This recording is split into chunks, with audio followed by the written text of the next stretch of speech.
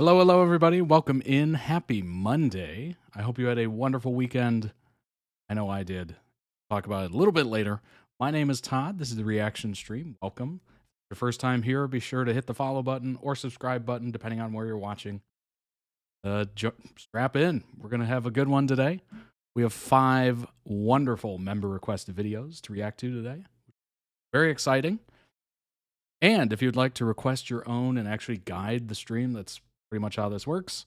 You can certainly do so at the toddreacts.com membership level. Season, you get 2 video requests per month, and series, you get 3 video requests per month. So check that out today. You also save a little bit if you're a first-time member, which is awesome. And while you're there, check out the winter collection of merch. You also, if you're a member, save 15% on every order, just automatically applied to your cart. You don't put in a special code or anything like that. Be a member, put it in the cart, and it's good to go. And it does ship worldwide. And as always, at toddreacts.com, quality is guaranteed on every item you order. So check it out today. I'm wearing the signature hoodie, as you can see before you. Inclusive sizing, all that beautiful stuff. Couple colors to choose from there as well. As always, manufacturers always have different cuts to things. One manufacturer, you might be this size. One manufacturer, you might be this size. Every item that has a size also has a size guide on the website. It has inches, it has centimeters, depending on where you're located. And yeah, you'll be able to make sure it's the right fit for you. See it right here. Lots of different angles of it. All that good stuff. So check it out. Lots of other great items there as well. The winter collection will be leaving the store in just over, you can see it at the top, 54 days. So get it while you can. And then we'll be switching over to the summer collection, a little less fabric, a little breathable, etc. As it gets warmer and warmer and warmer every single day. Except this weekend. I don't know what happened. All of a sudden, the temperatures just plummeted here. And it's like, whoa, we're back in the winter. What happened? But we'll be heating up very quickly. And we'll be back to that sunshine sooner or later, I think. Also, check out the accessories. Those don't disappear when the changing of the collections, if you will. I just add to them as things become available. Rocks glass. Right here in front of your eyes. This is a mango passion fruit energy drink. Not a terrible looking color. It looks somewhat natural. It doesn't have any added colors or anything. It just happens to look like that. I don't know why the other ones are whatever color they turn out to be, but one kind of fits, I suppose. So check out the Rocks glass. It's a great glass. As always, next to me, the mint edition of the insulated,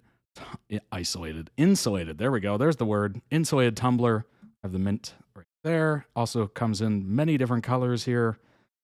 And it's about 20 ounces capacity, just to let you know.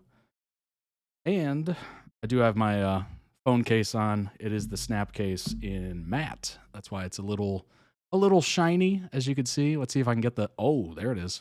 There's that big light. I have the older iPhone. It's an iPhone 12. So if you have an older iPhone, you might want to go for the snap case. And if you have a newer iPhone or pretty much any Samsung, I guess, go for the tough cases. A little extra protection. It's dual layered. It has the rubber interior and then the hard plastic outer shell. Samsung comes in glossy or matte. Gives you that nice little choice. And like I said, it covers a lot. Oh, you can't even see it. Oh, that's interesting. So when I click the drop-down menu, for some reason it's not available for you all to see, but it is the S10 Galaxy all the way through the S24 Ultra. So that is the list, if you haven't seen it, is like that. It's a lot of different phones. Which is pretty sweet. Pretty sweet. So if you have any sort of Samsung, I'm sure you'll find it. I'm pretty sure. But yeah, check it out today. As I said, ships worldwide, 15% off for members. Also, if you're there right now, go ahead and hit that subscribe button on the YouTube channel. If you haven't done so already, please do so. It's super quick, super easy. If you haven't signed up for a YouTube account, that's very easy as well. Takes 2 seconds. It's totally free. That's just a nice way to support the channel. It doesn't cost you anything, of course. It does tell the algorithm, hey, I like this channel. I want to see it pop up on my home feed at least. So you'll be able to see it there, and the algorithm will know, oh, okay, here's a new video. Enjoy. Lots of playlists as well if you're looking for specific things, and you really want to, just watch them in order or binge watch them or whatever. I do create a playlist for any sort of topic or show or video collection, whatever you want to call it, that's over usually 3 videos. So if it's over 3 videos and I've done 3 videos of them, I usually make a playlist. So there's a lot of playlists. So if you're looking for anything, I'm sure you'll find it. As you can see, there's over 1,100 videos on the YouTube channel. If you haven't been to it, definitely check it out. You've got a lot of catching up to do. A lot of catching up to do.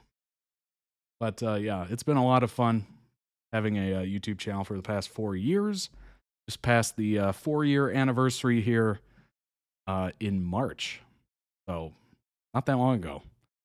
Actually, we passed the anniversary when I got when I got sick with the pandemic. Wink, wink. You know what I mean? The Corona beer, if you will. Just trying to get around YouTube. The Corona beer. Just quickly say that afterwards. Oddly enough, on the 5th anniversary of it. So, I'm just one for tradition and, celebration, I guess. Good gosh. I couldn't believe it. I'm like, really? And it's the anniversary of it? Come on now. Just have a thing for timing, I suppose. Last but certainly not least, the Discord. Todd Reacts Discord. Over 200 members. I think the current number is like 218 or something. Let me see. 219. 219 members in the Discord. So join today. It's totally free. Lots of great conversations happening. If you enjoy the YouTube comments, come into the Discord, have those conversations. You can actually have like full-fledged conversations with like pictures and videos and links and posts and all that good stuff. It's pretty amazing. YouTube comments are very fly-by-night. You leave a comment, maybe the person reads it, maybe they don't. Maybe you get interaction on it, maybe you don't. At least in the Discord, you're definitely going to have a conversation, which is awesome. And if you don't see a channel for something that you're interested in, I literally have a request a channel right here that you can request whatever you want. Maybe you're, really into Barbie. Maybe you're really into makeup. Or maybe you're really into... Well, what would you be into? What's going on, Look? Welcome in. Thanks for the follow as well. Maybe you're really into Batman, and you're just all about Batman, and you want to post about it and talk to people that are into Batman as well. Certainly do so. Just request it via the requested channel.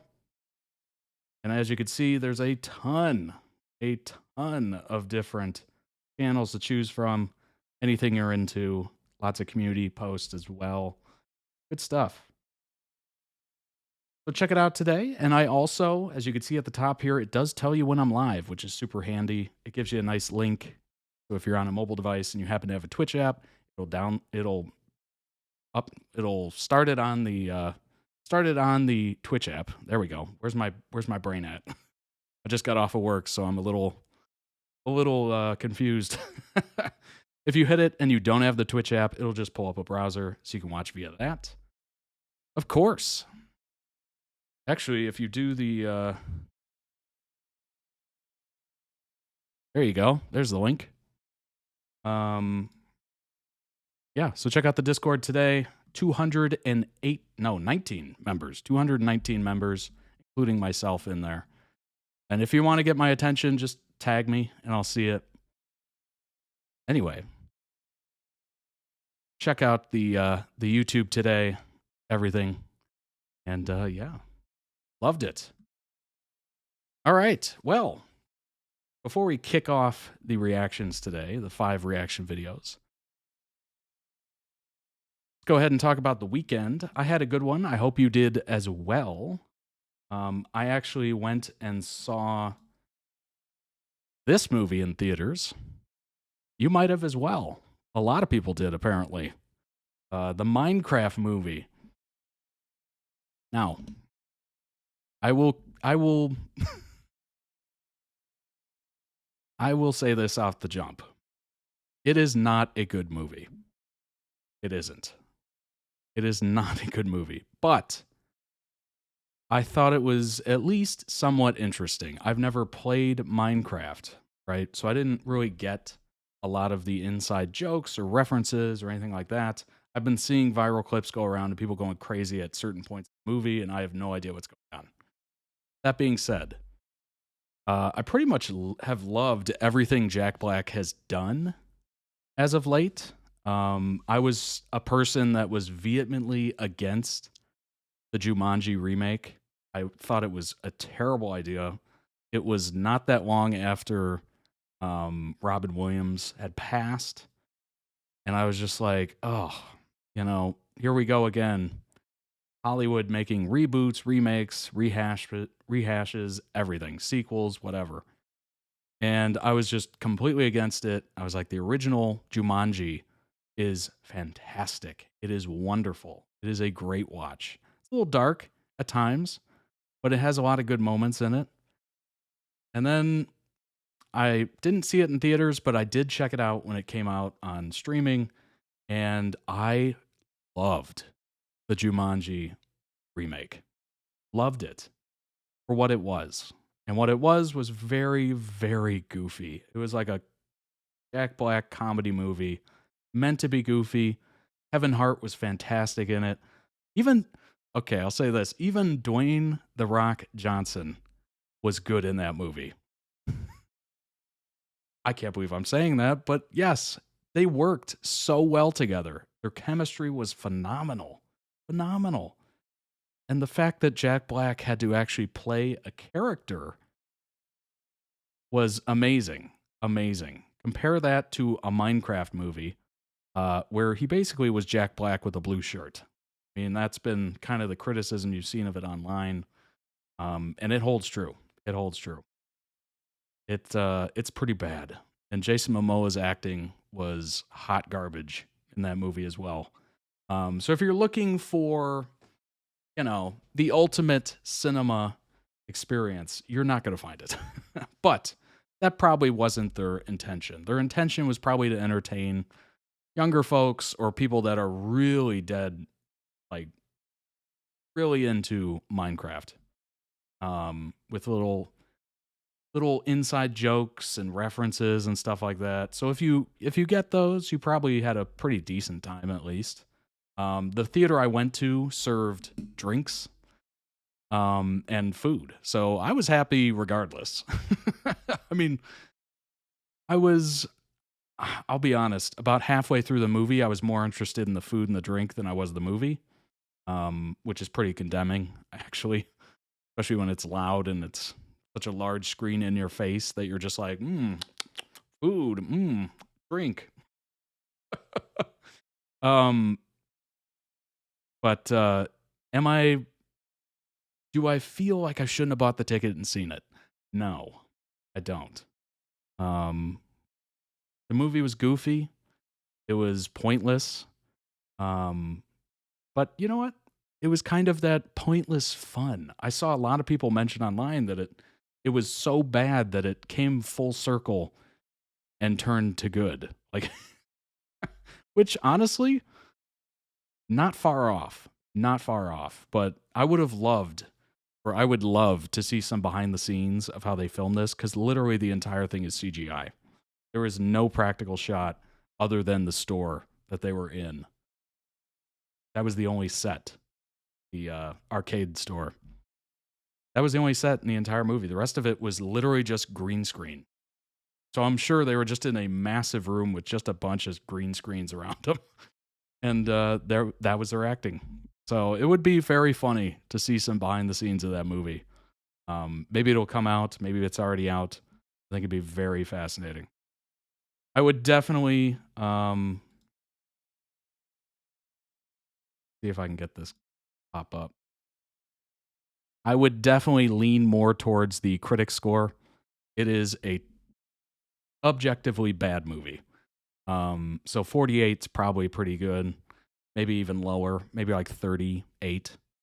The audience score is completely skewed towards people that are probably fans of Minecraft, which, you know, the movie was made for. So, hey, swinging a hit. But yeah, this number is ridiculously high for a terrible movie.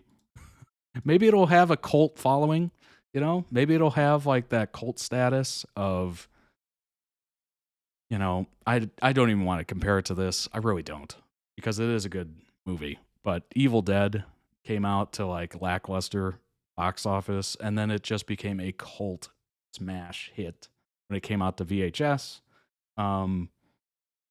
Maybe that'll happen to this over the years. It'll become, you know, more liked, I guess. But I think the critics are pretty solid on this one, which is something because I never say that. There, oh my God. Jeremy Johns, Timu Jumanji. Oh my gosh, that's a good one. That's a good one. I thought of Jumanji.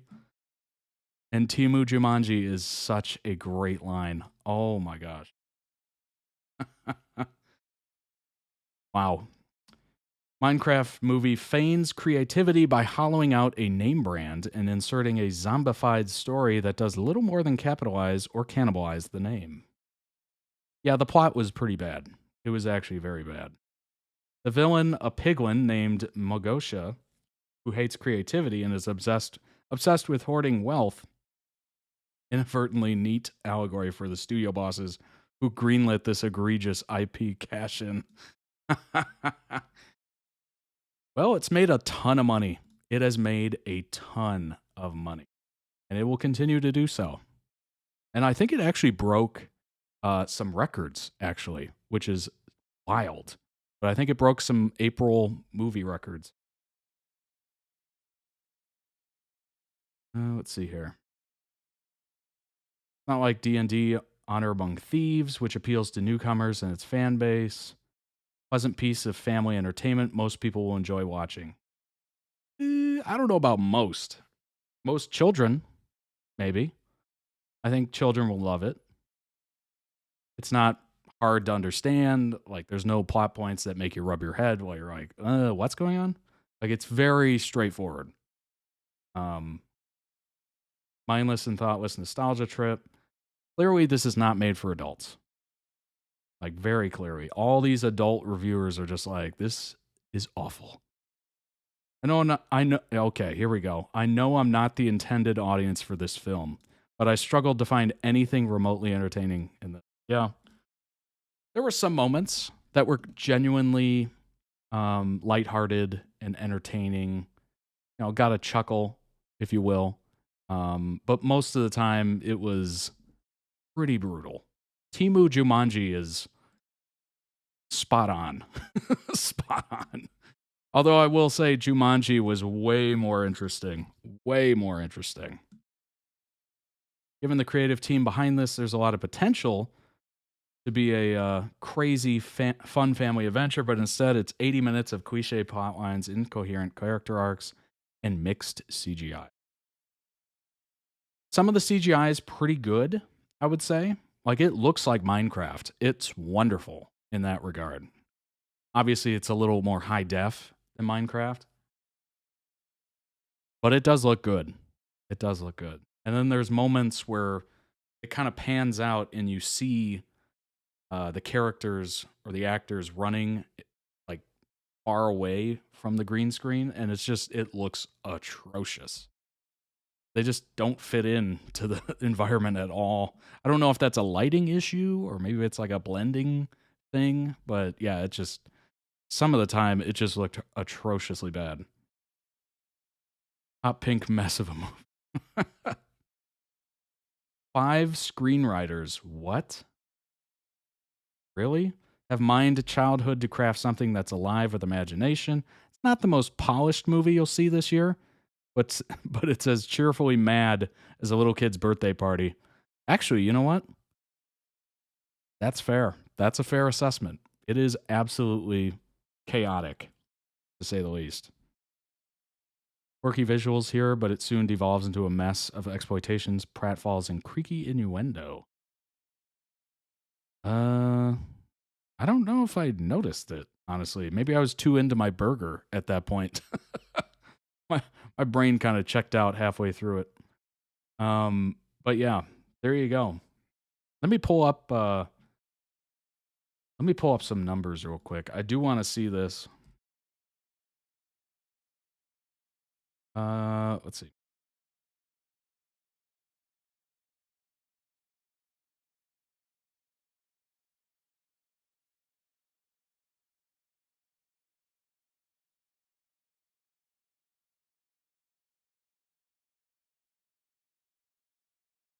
These are some wild numbers. All right.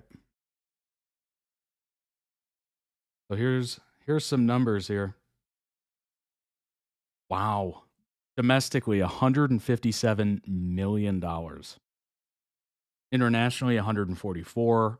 Worldwide, over $300 million so far. So far. This is the first weekend. Oh my gosh. Yeah, it came out literally on Friday. And it raked in over 300 million. Oh my gosh. Over 4,000 theaters. 3 days in release. That is so big. So big. Saturday was the big day, 60 mil. That's when I saw it. I went Saturday. And the theater I went very late because the earlier showings were completely packed. I'm talking maybe 4 seats. Even the front rows were gone. Like, those never go at this point unless it's something like big. And I guess this is kind of big. Unbelievable. That is so huge.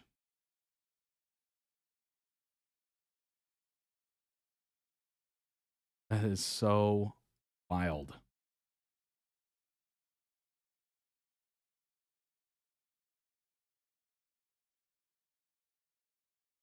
All right. See if we can.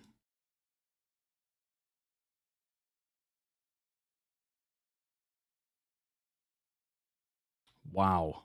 That is so huge. All right. Number 2, okay. Number 2 was A Working Man. That's the Jason Statham movie. It dropped 53% from the previous week. Ouch. Total 27 million. Chosen, Snow White dropped big. 58%. Gosh. Oh my. Oh. Yikes. And this is obviously going to take all the audience. Death of a Unicorn dropped quite largely. Wow. What's this? The Friend. That jumped 2,200? That must have been the first weekend.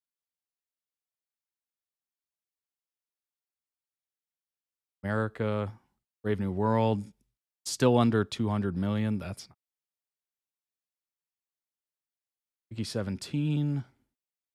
5. All right. Not too bad. Not too bad. Wow. Yeah, it's killing it. It is absolutely killing it. Huge. So just a fair warning, it might not be the greatest movie. But if you enjoy Minecraft, you might enjoy it. There's a lot of references and stuff like that I just didn't get. And it seems like the theaters and the people going to the theaters are having a time, which is interesting. I think the only thing I heard when I was there was the I am Steve. I think I heard like 1 or 2 people say it. Other than that, I think it was too late. People were just kind of half asleep or something. But interesting. say the least. So I hope you had a good weekend. Maybe you watched something. Maybe you also saw Minecraft. Let me know down below in the comments how you enjoyed it. Let's go ahead and jump in. We're going to start off with a 911 video. And then we're going to go to a 20th Century Girl video. And then we have Hidden Love, which is a C-drama. Then we have another 911 video. Both of them are buddy videos, Buck and Eddie. And then we are ending stream and kicking off the week with, I'm probably saying this wrong, it's a ThamePo or ThamePo compilation off of TikTok. Should be fascinating. Strap in, get yourself something to drink, something to eat, and we will get through this. Cannot wait. Let's go ahead and bring up that first one. All right. Here we go. Buck and Eddie Run to You. This is from Season 8, Episode 10. Or no, excuse me. It does have Season 8, Episode 10 spoilers. Be on the lookout for that. Let's go. And you're just moving back to Texas, like it's nothing. It doesn't affect anybody else. It does. But just be sure that you're following your heart, not Christopher's, okay? It's not nothing. I'm moving back to Texas. Thanks for helping me get back to him. There's nobody in this world I trust with my son more than you. I'm your renter, and now you don't need to worry. I know this whole thing between us has been messy and hard, and both of us could have handled it a little bit better. But no ties here. Everything that matters is in Texas. I hope you know. You have my back any day. You do matter to me. I know. Yeah. I just think that maybe you're not sure of your own feelings yet. You know, it's like that thing when you meet somebody and you just click. You know what I mean? I guess I'm having more trouble dealing with the idea of you not being around than I like to admit. You know what? It's all good. I don't need you either. Just stay with me, okay? I need you to hang on. And if there's something that you need to tell Eddie, you will. I don't like it any more than you do. Just in your own time. Ah, man, I'm gonna miss you. Can I come in? Of course. This is Eddie's house. I'm not really a guest.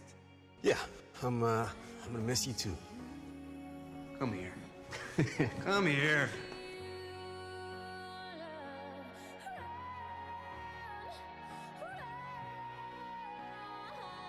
Really did that for me. Do you love him? Thanks for coming. You need to tell me if something is wrong. You're the guy who I'm here. What can I do? likes to fix things. Are his concerns your concerns? Yeah, you and Christopher. Look, man, you don't need to pretend with me. I'm happy for you. Is his happiness at least as important to you as yours? Yeah, because you're going back to where you belong. With Christopher.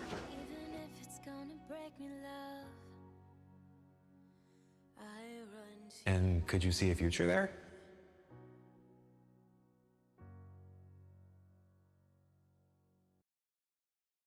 And you...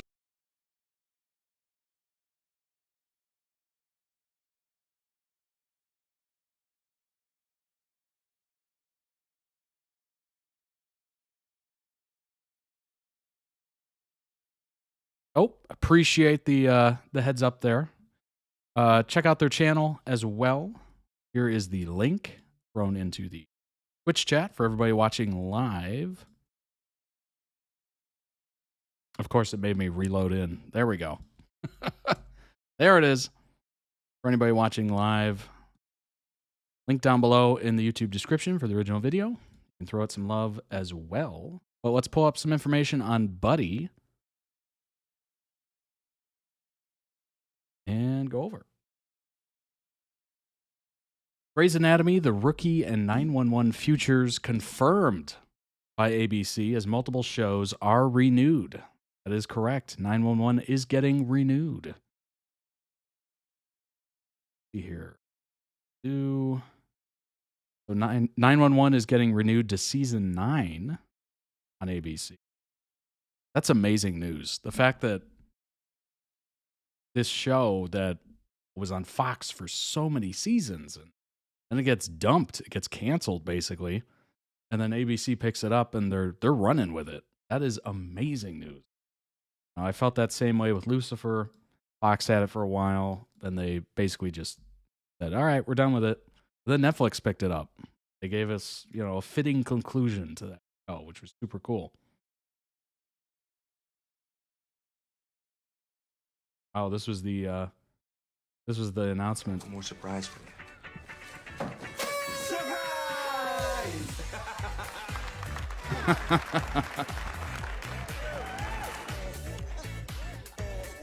Yeah, high five. That's awesome. Another season of 911, anyone? Almost 50,000 likes on that on Instagram. 8th season is still airing, and they're bringing it back that quick. That's awesome. Second half expected to arrive later this month. Featured a crossover with another ABC procedural, Dr. Odyssey, which is yet to be renewed by the broadcaster. Still unclear at this stage who will return to the drama, but we'd expect Angela Bassett to be back, the formidable Athena Grant. In the UK, both series are available to stream on Disney+. There you go. And The Rookie's coming back as well. As a side note, 911 is finally solving its Eddie problem, but what's next? 911 fans rejoice. After 13 agonizing episodes, the show finally appears to be wrapping up a storyline that it never should have started in the first. Actually, I don't mind it. Throw a little tension in there for the fans, make them want just a little bit, and it's been interesting to see what, just from these edits, what this has kind of done to Buck. He's obviously like, what the heck, important part of my life is being ripped away from me. So it's adding to the story. I do think it's adding to the story. I don't think it's taking away. I would say I don't have any problem with it occurring. What do they say? Distance makes the heart grow fonder or whatever. I'll preface this by saying that I didn't necessarily object to Eddie cheating on Marisol with a lookalike of his dead ex-wife. That is a crazy sentence. Not only was it kind of the big, ridiculous swing we've all come to expect from shows with Ryan Murphy's name attached, but I also had no investment in Eddie's relationship with Marisol. Heck, I'm still trying to forget the time he got weirded out because he found out she was almost became a nun. I even thought that Christopher discovering Eddie's affair, subsequent fallout, could make for an interesting new dynamic between the characters. Christopher abruptly moving to Texas with his grandparents felt a little extreme, but I figured it was done to make the season 7 finale a little bit more dramatic, give it some pizzazz, as Nicole Kidman might say. Also assumed, as many viewers probably did, that Eddie and Christopher would be back under the same roof fairly early into season 8. Instead, Christopher remained in Texas indefinitely, while his absence loomed over every aspect of Eddie's life, facial hair apparently, like a dark cloud. Rather than getting to watch Eddie and Christopher work through their issues together on screen, we had to settle for watching Eddie wallow in self-pity. You know what, though? I think it's necessary. I do think it's necessary. Just kind of add a little bit more to the character. And certainly draw out the feelings of Buck. That's what this was. Because then you had his sister like questioning him about it because he always talking about his Eddie and Eddie not there and he's in his apartment and all that stuff. I think it was extremely necessary. As Eddie cleaned him up, Christopher admitted that he actually hates chess. He only played it because his grandfather enjoyed coaching him. Quote, "You're moving back in with me, whether you like it or not," Eddie said, to which Christopher raised absolutely no objections. "You'll be my dad again?" Christopher asked, prompting his heartwarming response, "I've always been your dad. Now I'm going to start acting like it." Oh, that's good. That's a good one. That's a good one. Much as I appreciated the emotional weight of that last line, it also irked me. Eddie may have been a disastrous track record in the romance department, but he's a great father. His indiscretion with Kim had everything to do with him and nothing to do with Christopher. Yeah, that's true. Honestly, I think he would say anything to get Christopher back with him, to be brutally honest. The way Eddie has been treated by his family this season, you'd think he was re entering society after serving prison time for some unspeakable offense. Am I crazy, or have Eddie's parents become borderline villains in this situation? Ever since Eddie arrived in El Paso, they've been keeping him at arm's length, pushing him further away from Christopher rather than helping them repair their relationship. Oh, interesting. Like they want to be parents again, I guess. Where do we go from here? I mean, obviously they're going to bring back Eddie to LA. And Christopher will probably join too, of course.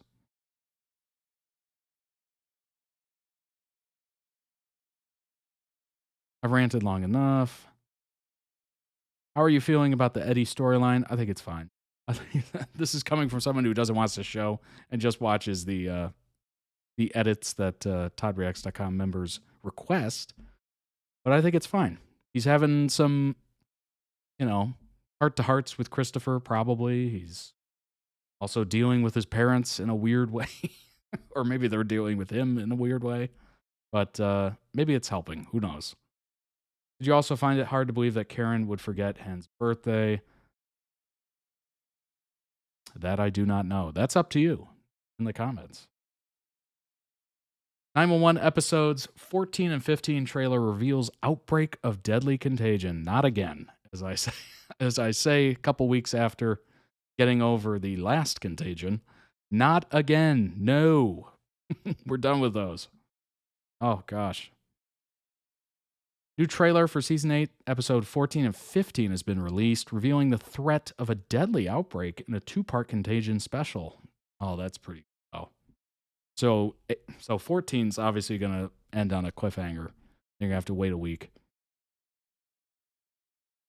Season 8 has had plenty of multi-part cases throughout its run, from the B-NATO, that's so funny, that started the season, all the way to Maddie getting kidnapped by a serial killer. These cases often showcase more difficult long-term problems the team needs to tackle, none of which have been resolved in a single episode. ABC has released a new trailer teasing 911 Contagion, a two-part special. Awesome. Shows the team responding to a fire in a lab studying lethal and exotic viruses. Oh, gosh. Oh, gosh. Who's having flashbacks? Things go awry when 2 members of the team get trapped inside, including Chimney. Uh-oh. Outside, Buck and Athena weigh their options, learning their rescue mission could cause a deadly virus outbreak. Oh, no, Chimney. That's not good.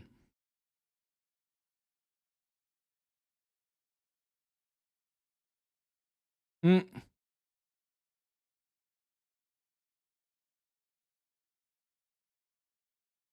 ain't good. Just like the previous special characters on the team are in a life or death situation, forcing everyone else to come together in order to save them. Curiously, Chimney is the one in trouble this time, while his wife had been the victim in the previous two-part special. However, rescuing the team members trapped inside won't be an easy task. Obviously, trying not to let out the virus. If they don't succeed, they'll be losing team members who won't make it to season 9. Oh gosh, are they really going to write out some main people? Although I will say, as these shows go a little longer in the seasons, that's when people start to jump ship. So don't be too surprised if somebody bails, basically. As for any ongoing stories, it seems like Buck's concern for his brother-in-law will come first over his continued support of Eddie, who's in Texas trying to put his family back together. Tina is also shown to be panicked. However, the trailer doesn't indicate what kind of dangers are inside now the fire's broken out. Well, it'll be interesting. Chimney in trouble in his lengthy tenure on the team, it seems reasonable to assume he'll make it out of this new danger alive. However, since his wife was the subject of the previous 2-part special, when her life was on the line, he might not get so lucky. Thankfully, the 911 team has a tendency to get into life-threatening situations and escape unharmed. Ooh. He might be leaving the show. That could be a thing. You never know.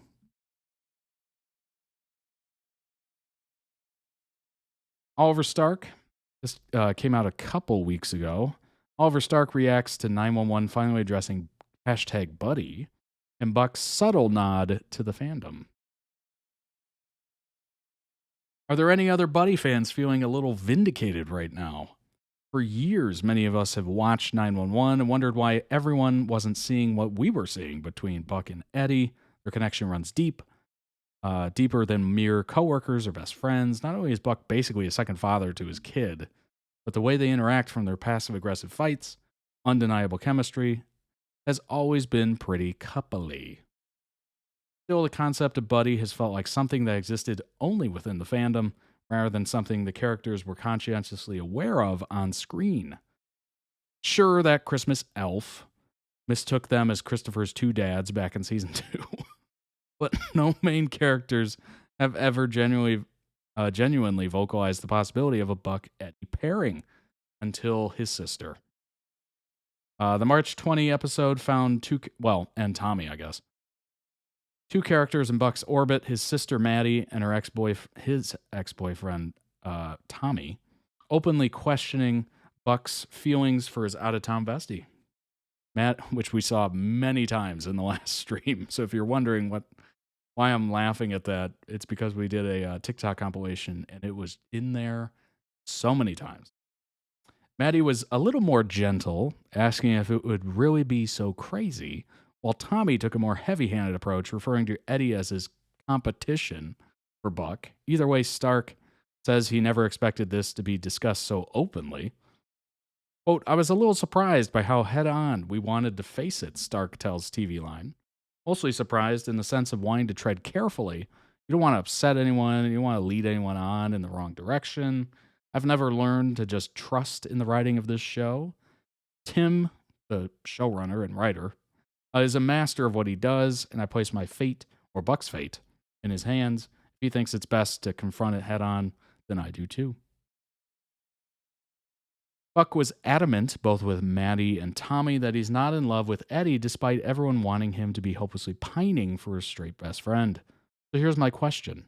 Was everyone referring to the people in Buck's life, or was it a nod to everyone watching at home? I couldn't possibly comment. Of course not. Stark says with a laugh, maybe there was a nod to the audience in that. It's not like we've heard it. It's not like we've heard it from other characters on the show before Maddie and Tommy.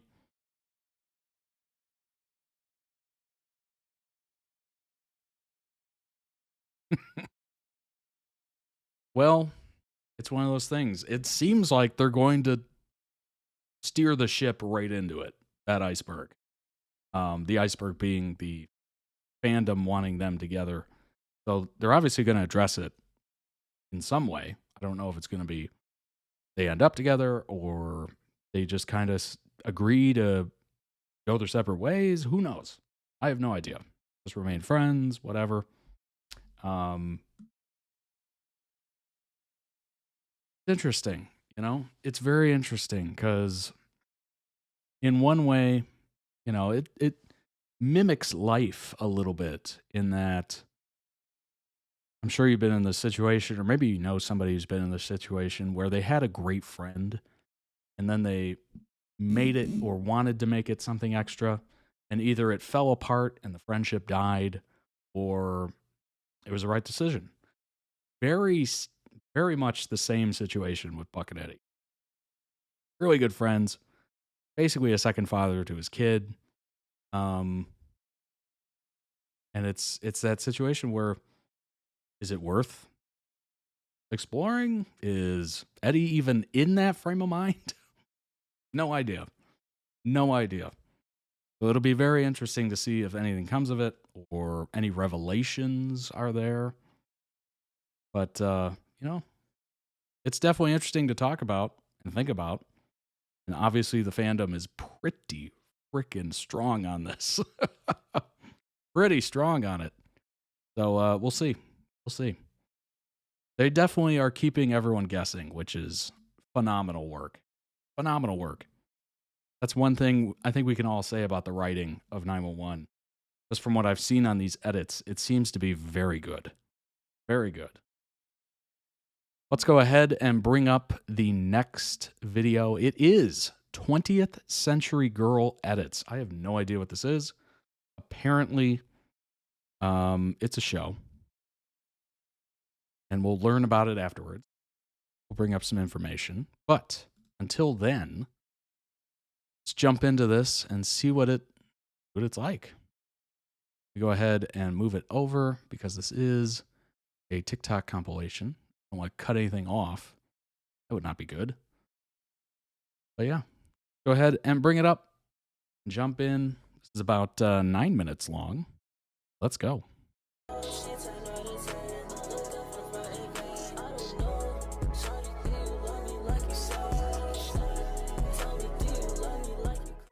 형이 세상을 떠난 지 15년도 넘었을 때 너를 어떻게 잊겠어요?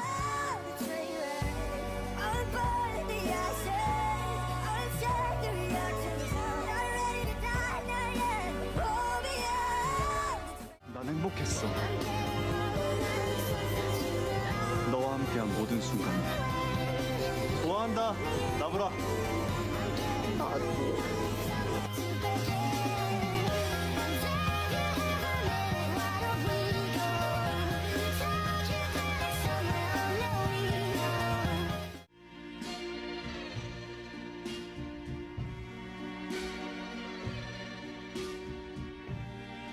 Oh, this is a Netflix film. I think that's what I just saw. Oh, this song must have been copyright. It just dropped.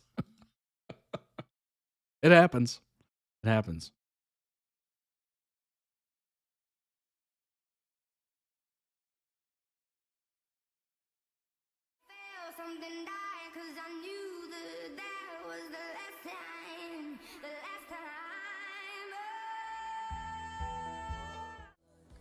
Definitely a lot of heavy emotional moments is what I'm seeing. 제가 배가 너무 아파가지고 잠깐 약을 좀. Skipping school. Classic.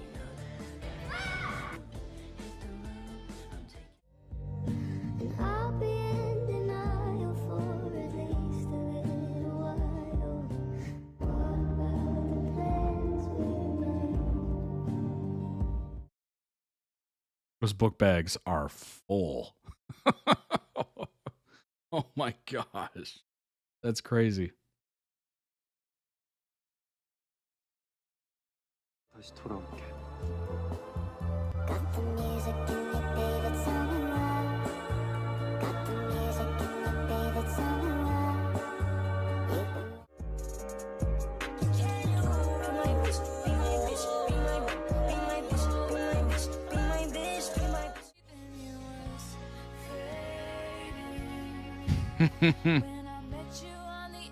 I'm not surprised this song is in here. It goes quite well together.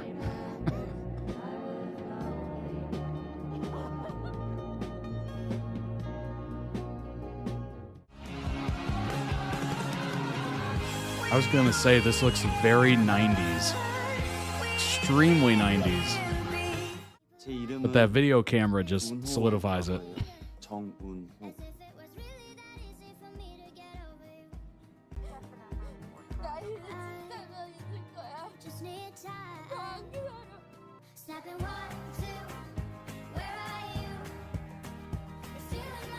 That sounded more like she was trying to talk herself into that one. I'm going to do it, I swear.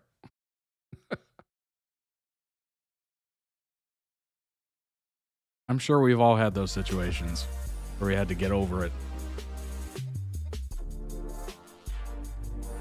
Sometimes you gotta let go for your own sake.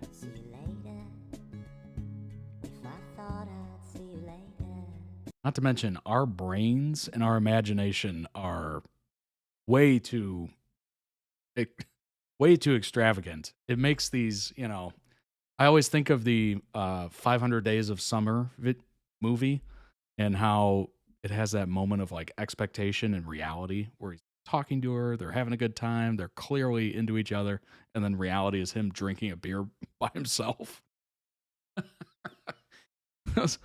Our imaginations are very active, and they can be quite damaging if you don't check it every once in a while. So, a lot of times it's for our own sake, you know?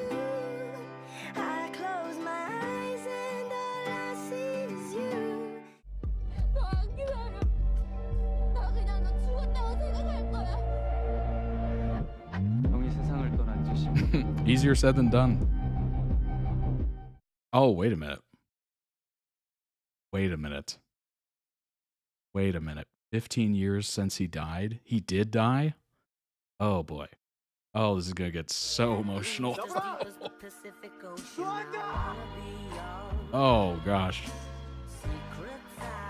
Everything's being filmed, too, so it's just brutal. You can watch it back. Oh.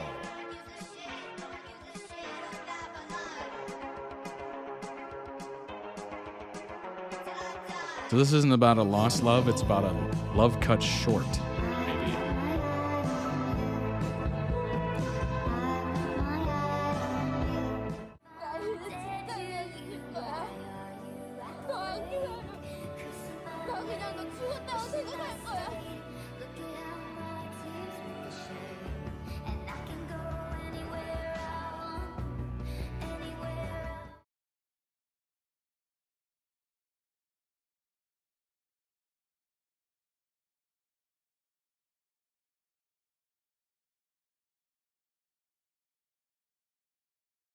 Sing or do, and again, off again, love you like oxygen.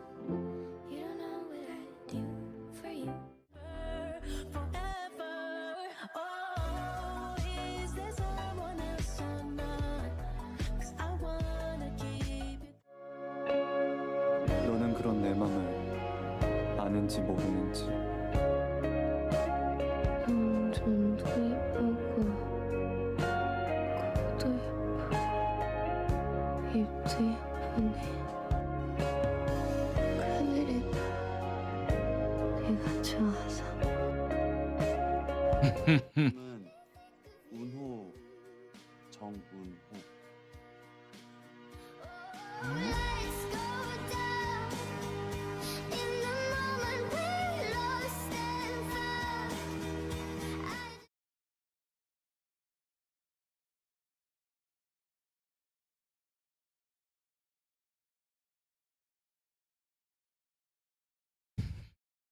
I feel like I should say something when the music cuts out due to copyright.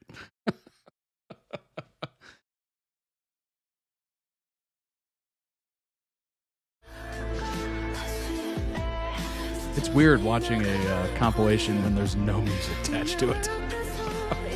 Or any audio at all.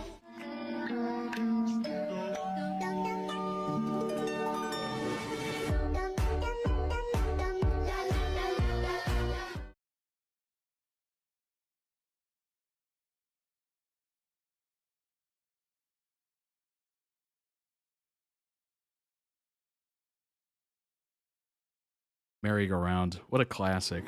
What a classic staple.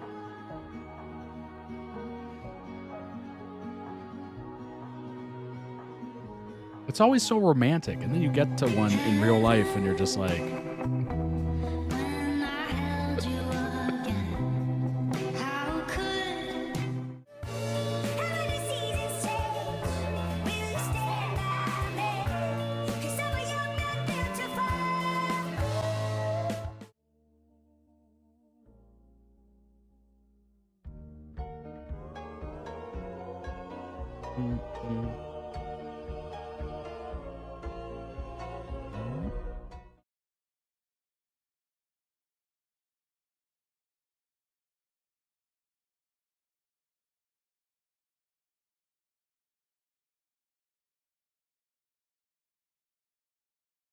I like a lot of the cinematography. It looks good.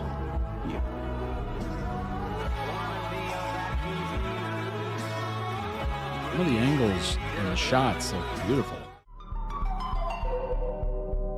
I'm dreaming of all of the possibilities.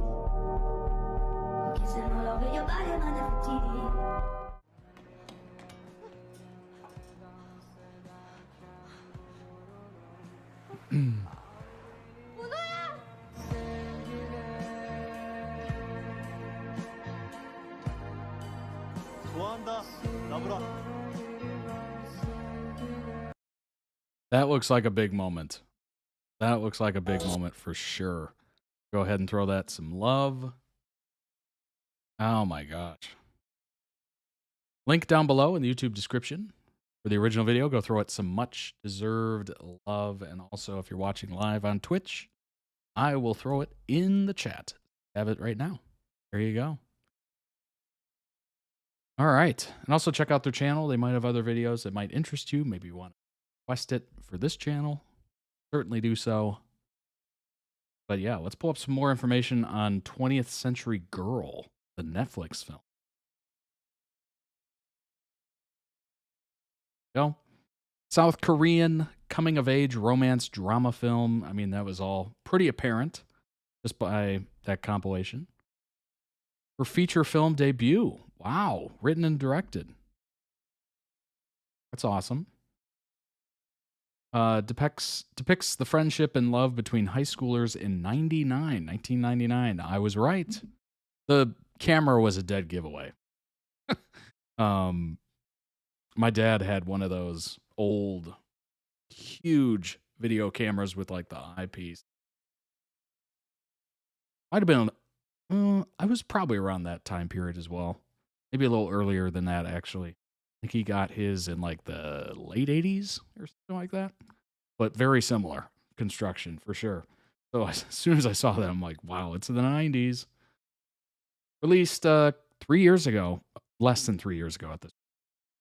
Set in 1999, the story revolves around Na, 17-year-old high school student with a bright personality. Ura's best friend, Yeon, who has been preparing to visit the U.S. for heart surgery, suddenly declares that she cannot leave as she has fallen in love with a boy from their school whose name she knows. As I'm not even going to try it. I can't. I literally can't. I don't want to butcher it. Bora promises that she will follow Yoonjin, find out everything about him, and email what she discovers. Reassured, Yoondu departs. Interesting. At school, Bora starts to follow Yoonjin. One day, she overhears that Yoonjin and his best friend Poong will join the broadcasting club at school, so she successfully auditions. That's why they always have the camera. Successfully auditions to join the club. While Woonho joins the club, Yoonjin does not. Interesting. Bora tries to get close to Woonho in order to observe Yoonjin. Oh my gosh. This is so convoluted. This is it's a little like the Netflix show You, just a teensy bit. Yoonjin, mistaken that Bora is interested in him, asks her to date him only to be rejected by her. Ouch. Ooh. That's too bad. That happens though. That happens. It builds character. Get back out there. All that stuff. Meanwhile, Bora realizes that she has fallen in love with Woonho. Oh, okay. One of those. Gotcha. Who has developed feelings for her as well. Okay. When Yeondu returns to Korea after successful heart surgery, they realize that Bora has been following the wrong boy. Oh my God. And that the real Yoonjin, whom Yeondu loves, is actually Poong. Unbelievable. A confusion caused by the boy wearing his friend's school jacket, bearing his name tag. Loyal to her friend and protective because of her health condition, Ura conceals that she loves the same Woonho. Oh my gosh. Then Bora starts to avoid Woonho so that their blossoming relationship will end right. Wow, that's a big decision. And honestly, well, obviously it was an honest mistake. So that's pretty amazing. That shows a lot of character. Obviously, that's not going to work too well. I can see it right now. Can't just boop, turn it off like a light switch. Sometimes you can, but I'm assuming this one went a little too far. Where was I? But through Yoonjin, Yoondu learns that Woonho and Bura like each other. A tearful Yoondu tells Bura that she can give up Woonho for the sake of their friendship. That Bura is the most cherished person for her. Yoondu is disappointed that Bura was not honest with her and hid her feelings for Woonho. Meanwhile, Woonho prepares to move back to New Zealand to resume life with his mother and younger brother. On the day of his departure, with the help of Yoondu and Yoonjin, Bura arrives at the train station, which we definitely saw. That was a big moment, apparently. Just in time for them to confess their feelings before separating.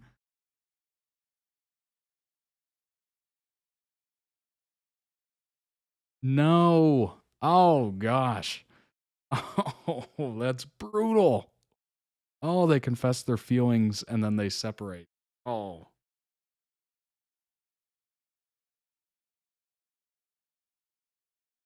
Without explanation, Woonho stop. Okay, they maintain contact while Woonho plans to attend university in Seoul. That's good. Without explanation, Woonho stops answering Bura's emails. She never hears from him again. Oh, wait a minute. Heartbroken, confused, and angry, Bura tries to get over him. Time passes as Bura attends university and matures. In 2019, quite a few years later here, she receives an invitation to an art exhibition from a person named Joseph, who turns out to be Woonho's younger brother, from whom she learns that Woonho died in an accident all those years ago. Oh my gosh. Oh. Isn't that everyone's, like, worst nightmare?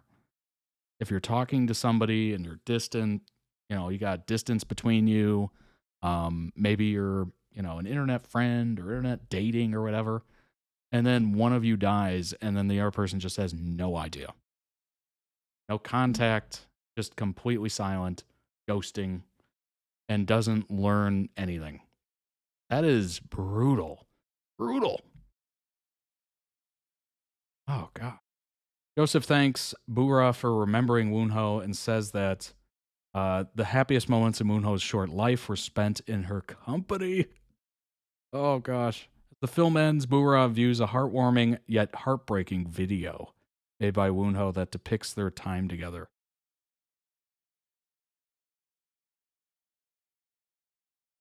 Oh, gosh. Oh, my gosh. You thought your heart was broken before. Just learn, you know, multiple heartbreaks there. Number one, basically ghosted, right? Not on his own accord. He died. So that's one. The next one is learning that he died. Heartbreak number two. And the next one, oh gosh, is that he made a video of all those times they were together and edited it and probably would have presented it at university. And they probably would have been together. Wow. Oh, that is a beautiful story. Absolutely heartbreaking. My gosh. Have some tissues ready by the end of that one. Oh my gosh. Oh, ever since the train station, it's just heartbreaking. Oh my gosh. Filmed a message to her, which was included in his edit that she never had seen before. Oh no. Oh no. Oh, that's just, oh gosh. That's so heartbreaking.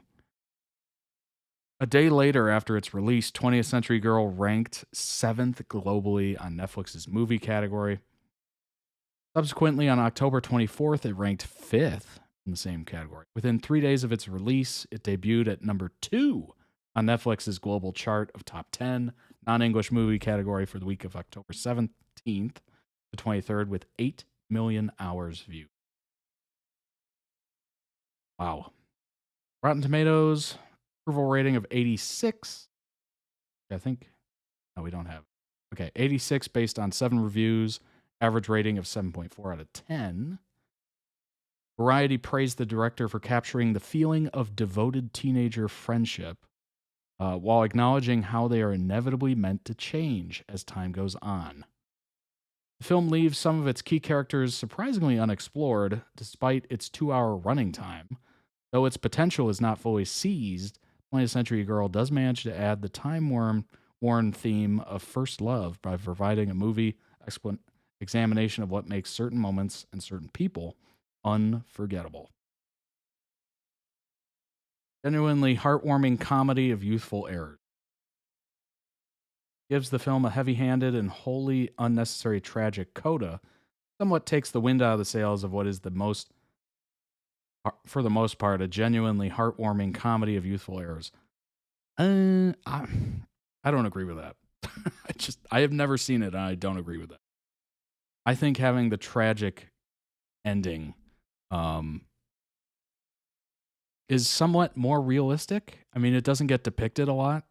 You know, of course, everyone's somewhat familiar with the waiting to remember, or not walking to remember. Walking to remember? I think it's the name of that movie. Let's see. What's the oh gosh. It's right. Fault in the Stars. What the heck is the name? Why am I not thinking about it? The Fault in Our Stars. Fault in Our Stars. Of course, you know, so there are some teenage The Fault in Our Stars, appreciate it. There are some teenage films that have that tragic ending, but not many. So I don't think it takes the wind out of the sails. And honestly, it probably makes this movie much more impactful by having that tragic end. Just from reading what happens, it sounds amazing. Albeit, you know, like you're crying up a monsoon or something like that. But I don't know. It's good to have sadness. I think there's a lot of happiness throughout the film that kind of makes way for it. If it was sad all throughout the film, like that, nobody wants to watch that. So it's nice that it had the ups and downs before it, you know, tragically ended on kind of a down note, I'm assuming. Or maybe she took solace in the fact that she was loved. I mean, that's pretty big too, right? I mean, it might be sad that the person's no longer there and you never saw this and you probably would have been together. But you can take a lot of positives from that. You take the positive that it was something, it meant something. It would have turned out okay. She was loved. Like, there are some positives to that tragedy.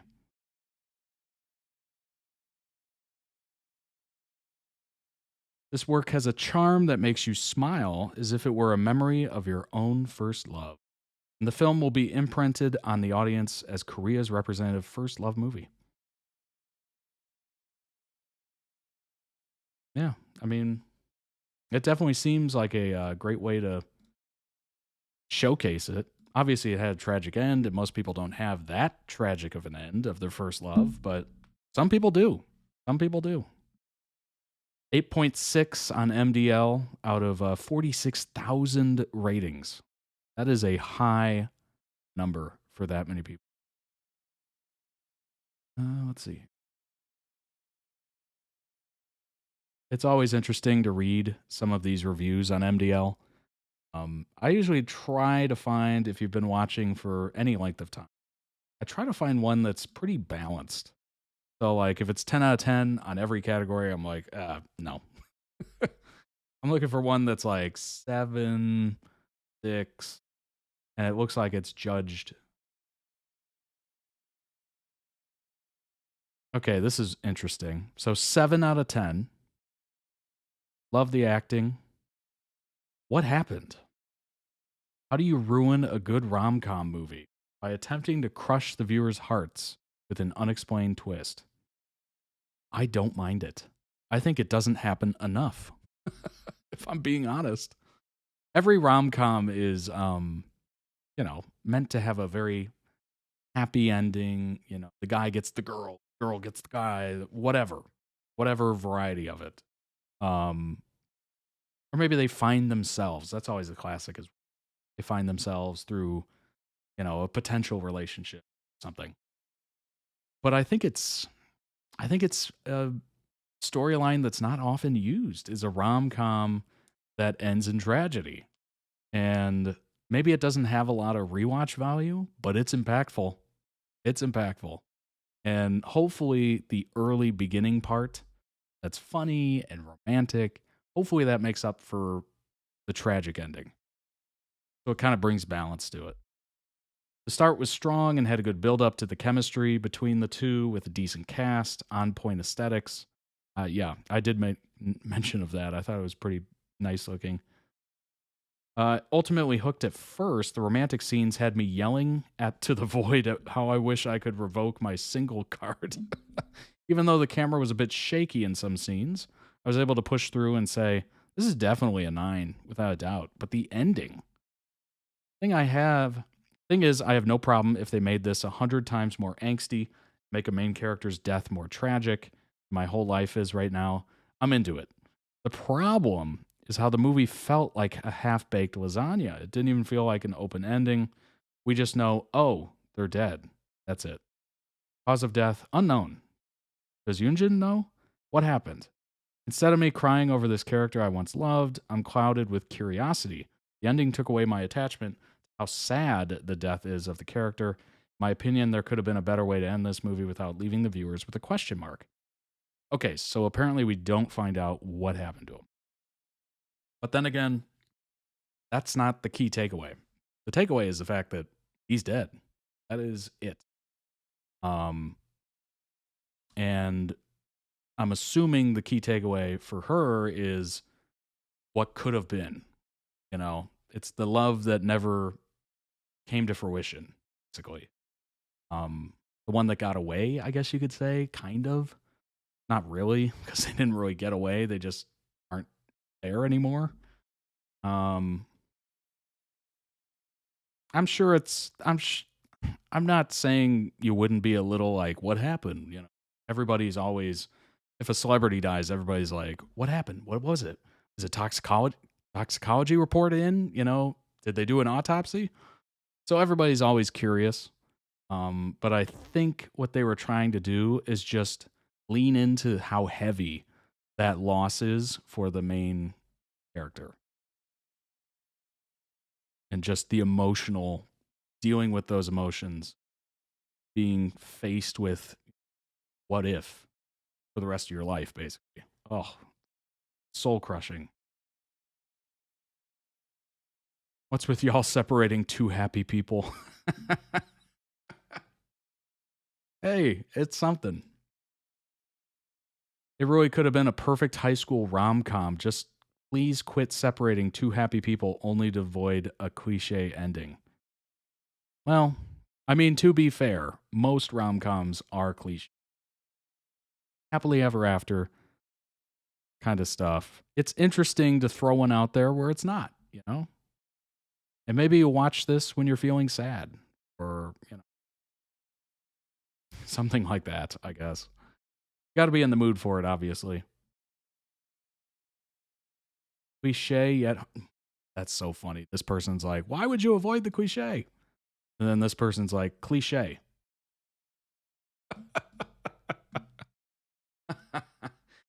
20th Century Girl is a reminder that life is too short to wait. That is a great takeaway. They admitted their feelings and then he left to New Zealand. And they never got to see each other again. That is huge. Huge. Heart-wrenching symbolism of young love at its finest.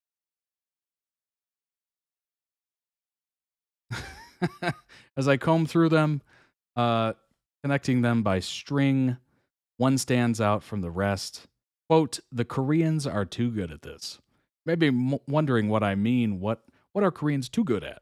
Taking a simple trope, right person, wrong time, and washing it with bright lighting, sprinkling it with fresh nostalgia, and of course, absolutely drenching it with cold, hard realism. 20th Century Girl is a South Korean romance drama film. We don't need to go over that again. We went over all this information before. Let's see. Blue lighting was used to show simple memories of normal mundane things, like when Boo-ra first met Yoon-jin, the scenes at the festival, or the scene where everyone goes to the amusement park. These memories had one thing in common: blue colors mixed in, showing us a happier time with bright, cheerful happenings. Oh, interesting. I like that. I like when directors kind of play with things a little bit like that. I think it was Oppenheimer that Christopher Nolan did, like the black and white versus the color scenes, and it meant something. Additionally, the major plot points and important moments in the movie had blue lighting as well, an illuminating color which lifts a weight from our eyes. It highlights certain memories that an older Boo-ra remembers more clearly. Clever use of lighting felt like hypnosis of sorts. As soon as I saw these scenes, my emotions settled into a steady stream. Felt like a pillow was cradling my head. Many times I felt worried that this film would take a predictable route, with either Boo-ra falling for Yoon-jin or for his best friend. Predictable plot point did happen with Yoon-jin following for Boo-ra, and I did expect Woon-ho confessing his feelings for her as well. Throughout these scenes, a hazy orange lighting represented the haze love puts on a person. Love puts a person under. Excuse me. This was a brilliant choice. I did notice the color huing, but I thought it was the editors of the of the clips, of the compilations, of the edits. I didn't think it was part of the show. I literally just thought it was filters, because so many times I've been like, "Oh, that looks great," and people are like, "It's a filter." Oh my gosh. Well, one time I was actually right. This was a brilliant choice, for it effectively conveyed the strong emotions and feelings the characters would feel. Whenever I saw this lighting, my eyes would actually hurt. Strength of the light being a bit too much to handle. This is reflective of how the characters felt. Yoon-jin started following for Boo-ra after she showed him how strong and independent she was. Hence the lighting used during the confession, and when he bought some mulberry extract for her. The orange lighting represent the infatuation that blinded him. This is most emphasized when he was abruptly dropped into reality when she rejected him. For all his scenes with her thereafter were in blue lighting, which, as a reminder, symbolizes friendship. Most of Woon-ho's scenes with Boo-ra were also in orange lighting to show how similarly he felt about her. The moment they shared in the storage room on a school trip, where he tells her that he works across from her family's video shop, both of these moments are important in the relationship. Orange showed the intensity of the character's feelings, making us feel the intensity as well. In short, Boo-ra and Yoon-do had feelings for the same guy. Oh gosh. I instantly had that Usher and R. Kelly song jump into my head. Oh, jeez. What struck me most about the love triangle was how it was resolved. I totally expected Yoon-do to end her friendship with Boo-ra, or at least distance herself from her, after finding out the truth. But then she says, if Woon-ho gets in the way of our friendship, I can let go of him 100 or even 1,000 times, but I care about you the most. Wow. That is a dang good friend. That's incredible. While this scenario might seem lame to others, this particular scenario greatly emphasizes the importance of friendship, which is a central theme in other popular K-dramas like All of Us Are Dead, Hospital Playlist, and Prison Playbook. As someone who deeply values your friendships, I found the route taken to be refreshing and realistic, especially during a time when people are celebrating Friendsgiving or posting Instagram photos of their friend groups having fun. The real kicker was the end, after the love triangle was resolved, as we went over previously. In the goodbye scene, the orange lighting makes its return on a sadder note. Logically, we expect the scene to have blue lighting, but it wouldn't fit.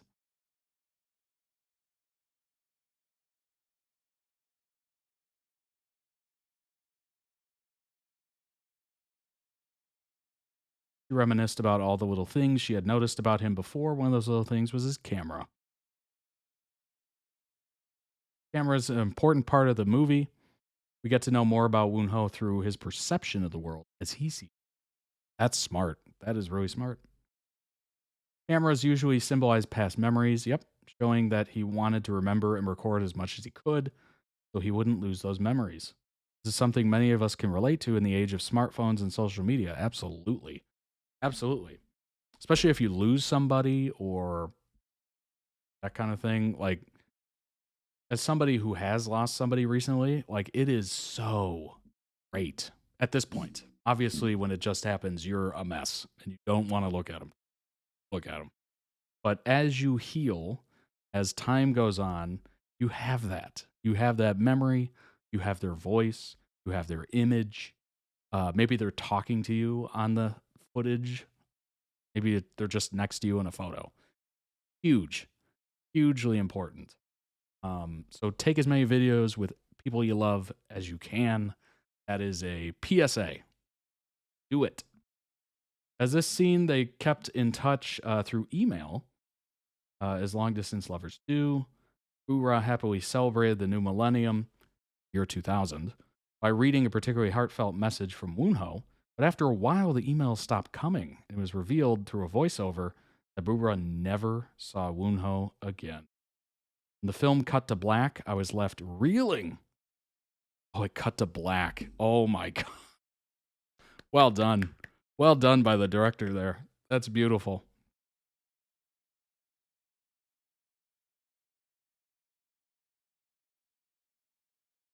See here. No one has a pain-free life. Absolutely. We will all go through crushing heartbreak or crushing devastation of losing someone, losing everybody. Oh, it is unfortunate, but the downs make you appreciate the ups. That is a fact. It's definitely a fact. We have all our problems we must dealt with. 20th Century Girl just demonstrates that. Two teens fall in love, but practical situations force them apart, never to be together again. Oh boy. Cherish it. However, you don't try to go back to it. What happened, happened. Time to move on. Find new people to talk to. Find new connections to make. Life will go on whether you want it to or not. That is a fact. But an important note there, a little side note.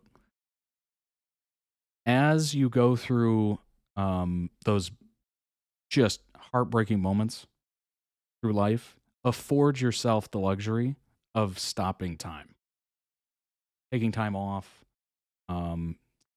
sulking, being in the emotion, raw, all that stuff. You need to be there. That is just a part of it. There's a way through it. Pushing it down, forgetting about it, that's not the way to go. Not the way to go. Be in the now. Be in the emotion, whether it's negative, sad, whatever it is. And that way you can come through the other side. The one person rates it a 9 out of 10.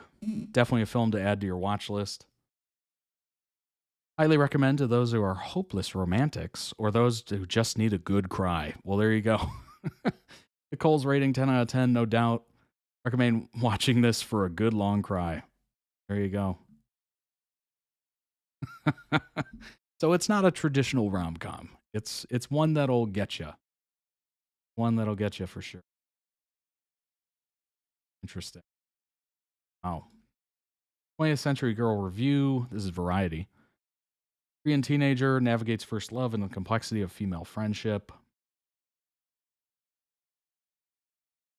This person thinks it fell short. See if we can find anything new we had to mention here. Yeah, I saw the VHS tapes, the pagers, public phone booths. Yep. Made it authentically 90s.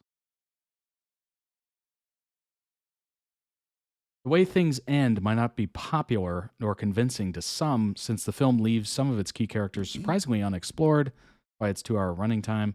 Few critical conflicts are resolved rather abruptly and arguably too easily.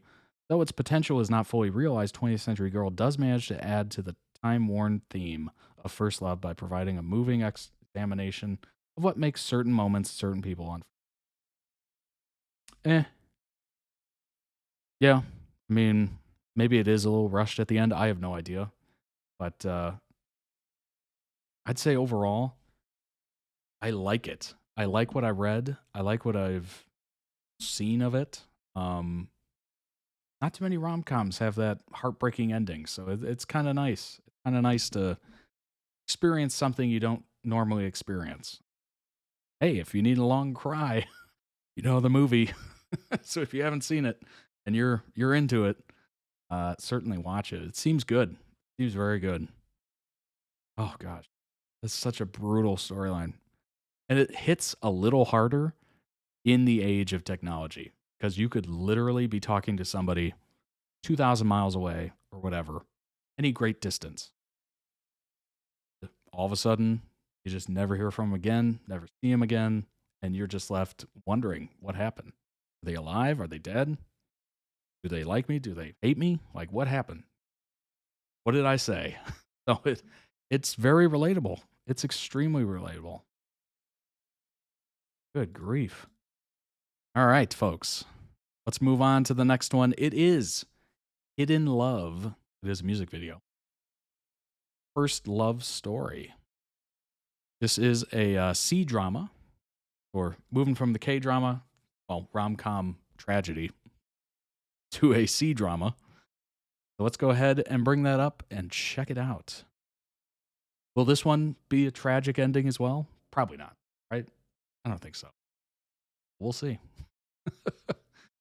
I think this one's going to need, let me see if it needs closed captioning. Yes, it does. Okay. We go ahead and change the size of it just a little bit. Hope you're having a good time. I know I am. Gosh, that was a good one. Good one. Heartbreaking, but a good one.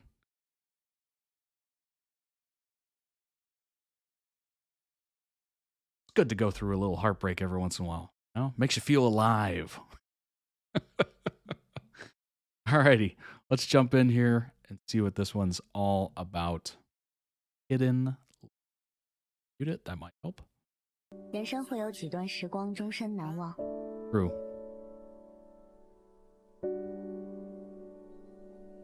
妈，哥，他是谁呀？妹妹好，我叫段嘉许，是你哥的朋友。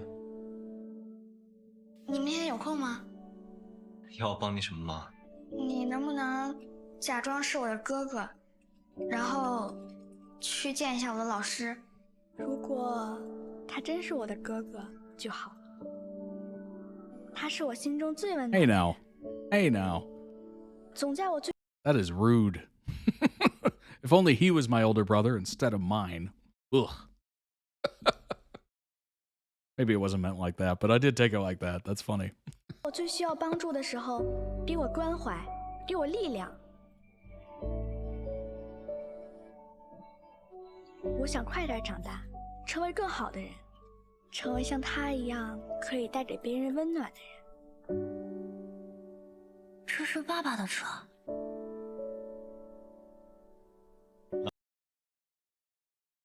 In what world is that age up 3 years?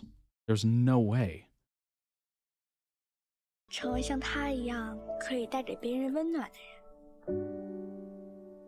这是爸爸的。 Wow. That is an impressive 3 years. What happened? 爸的车。 Did we grow up that fast? 哪儿来的小偷啊？这是我第2次这么近距离的见到他。张志，几年没见，我都认不出你来了。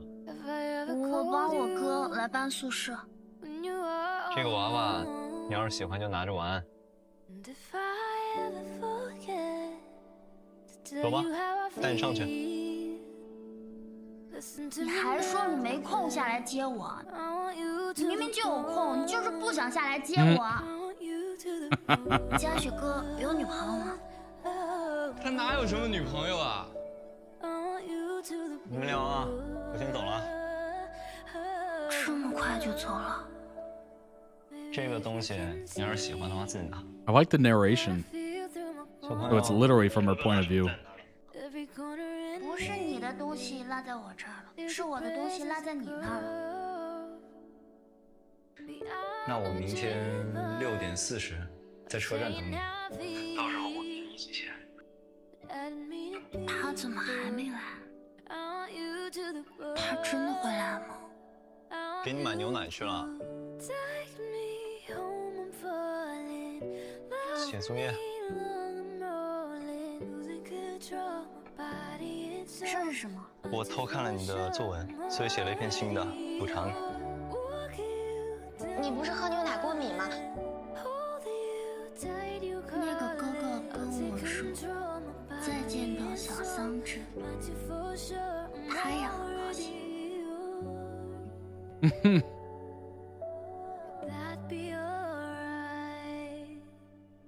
怎么上车半天也不喊人呢？哥哥好。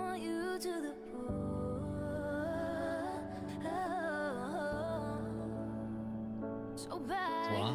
不舒服？是有一点丢脸死，竟然被他看到。你进去等我吧，哥哥去给你买。喝杯温水。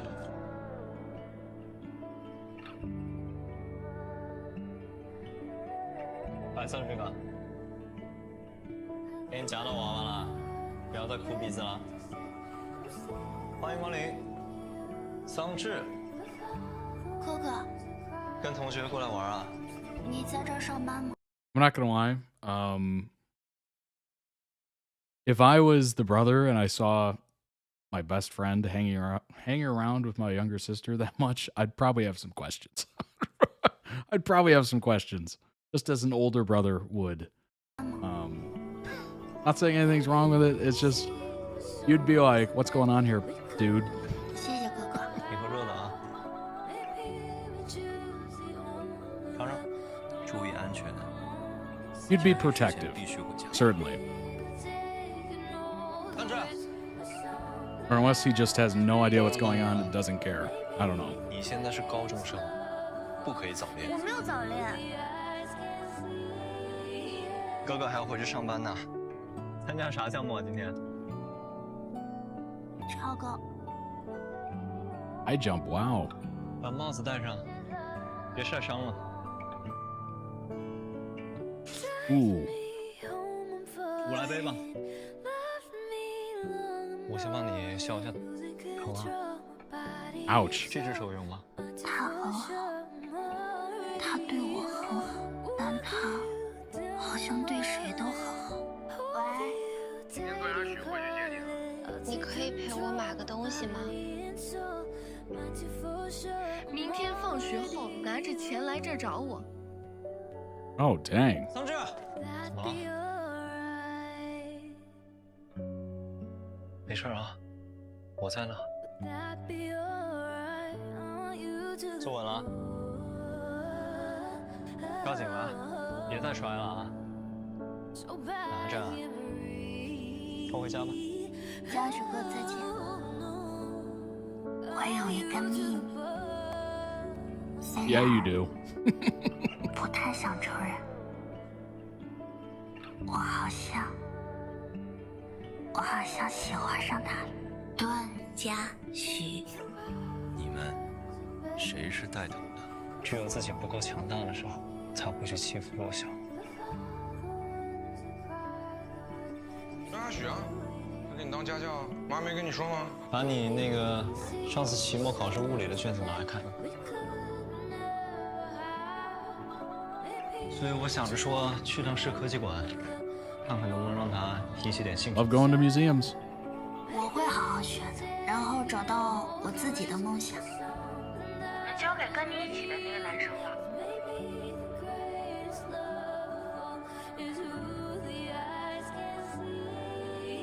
如果被嘉许哥看到该怎么办？他应该已经知道我编的那个网恋对象的事了吧？听你哥说，你网恋啊？你在高中毕业之前，在成年之前不能谈恋爱，听到了吗？进步了很多，以后我就不会再过来给你补课了。我给他红包好像挺奇怪的，他肯定不会要的吧？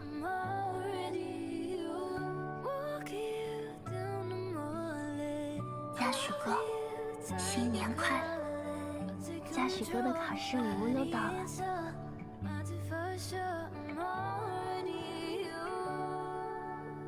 帮我跟我妹。This is like the most innocent thing I've ever seen in my life. 你回忆后会好好的吗？我可以待在这儿陪你一会儿。哥哥有好多好多债主啊。你等我长大，我挣了钱之后，我帮你一起还。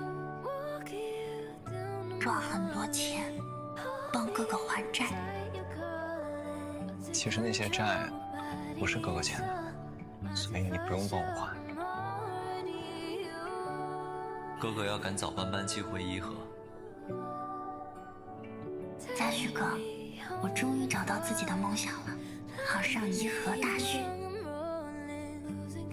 Good goal. 嘉许谈女朋友了。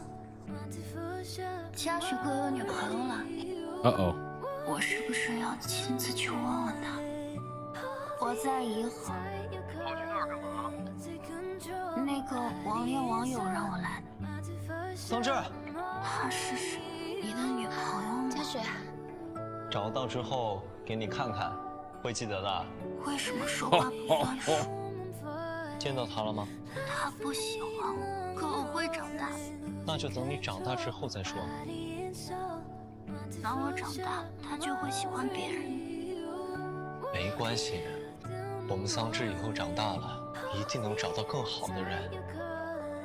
祝你天天开心。This is brutal and tragic in its own way. 就是个恋嘛，大不了的。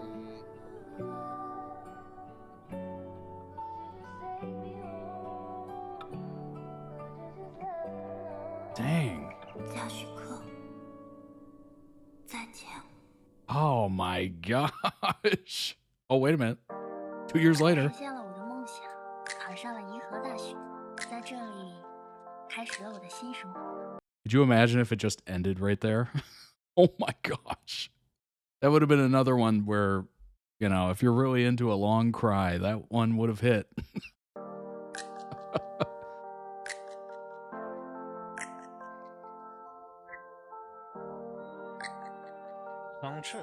A chance meeting. 2 years later. 这2年我小心翼翼 Uh-oh. 藏匿着的那些小心思，在他心里应该不是那样的吧？还学会抽烟了？我没有抽烟，不是我的。先不说别的，这么久没见，也不叫人，嘉许哥，也不知道找我。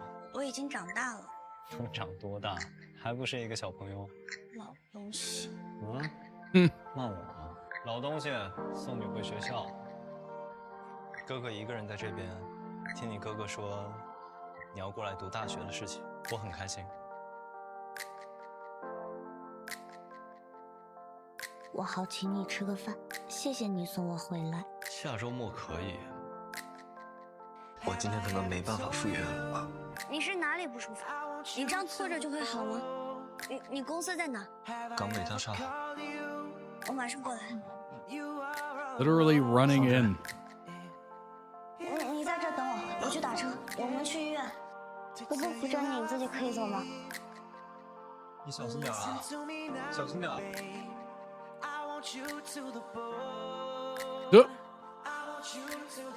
不是故意的。我也不是故意的。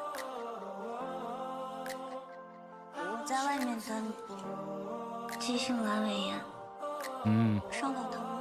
我打了麻药了，一点都不疼。我想了一下，要不我还是留下来照顾你吧。医生说你今天不能洗澡，你要不要擦个脸？可能在他心里，我们不会有除了兄妹以外的关系。In all reality, he'd be a little loopy and probably not communicating well. If they had him on painkillers. 关系。饮食上面也有要注意的。Hey, 我走 you. 了，嘉许哥，这样也挺好的。反正我就只是他的妹妹。你如果怕人多的话，你跟我单独吃个饭。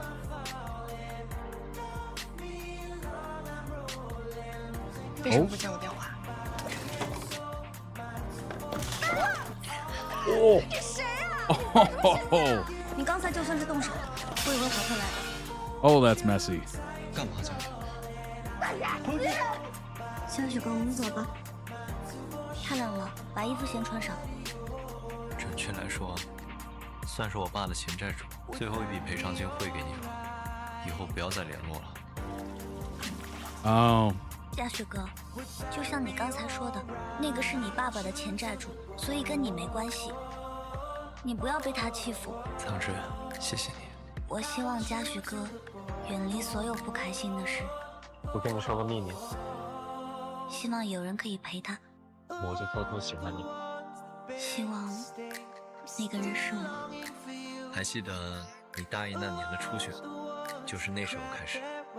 有好感的呢？有好感的最后一个。小朋友，江颖又在楼下闹呢。思志，你之后不要直接来公司或者家里找我，来之前也先跟我说一声，行吗？想把这个给你，电子猫眼，我回去上课。Interesting thing to say. 就那个女的不是老来骚扰你吗？你就把这个放在门上。我总感觉你这两天老是闷闷不乐的。你在哪儿啊？我在酒吧，我哥会来接我的，加油啊！你先在里面等一会儿，我现在过去。嘉许哥，我不舒服，我想吐。我背你。Just don't puke on my back. 我喜欢的人，他就是不喜欢我。原来你喜欢那样的，那我变成那样的，然后只对你一个人好，这样我们桑稚应该就不会这么伤心了吧？让别人来照顾你，我还真有点放心不下。你不说话，我就当你答应了。你妈非要送我，昨晚的事情可能有点健谈。桑稚，江明，我喜欢你。我有喜欢的人。Roll. 早餐拿着路上吃吧。Oh, brutal. 这是牛肉汉堡啊，你吃不了，我吃了啊。吃点水果。你喜欢的那个男生是他吗？不是。那我不问。想见，你找个镜子照照就行了。哪儿来的女朋友啊？要不然你给我介绍一个。我身边的跟我差不多的也行。他是认真的吗？你想有没有这种可能？他说的人这个人就是你。他喜欢的人是我。嘉许哥，我先回家了。现在太晚了，我先开你哥的车送你回去。给我的。看你喜欢吃。They are in a full-blown relationship, and they're acting like they have no idea who the other person likes. That's crazy. 你要吃一个吗？可以尝尝。你不会是要让我喂给你？小志，注意点啊，别占哥哥便宜啊！给你的新年礼物。什么意思啊？那我跟你同一班，明天早上来接你去机场。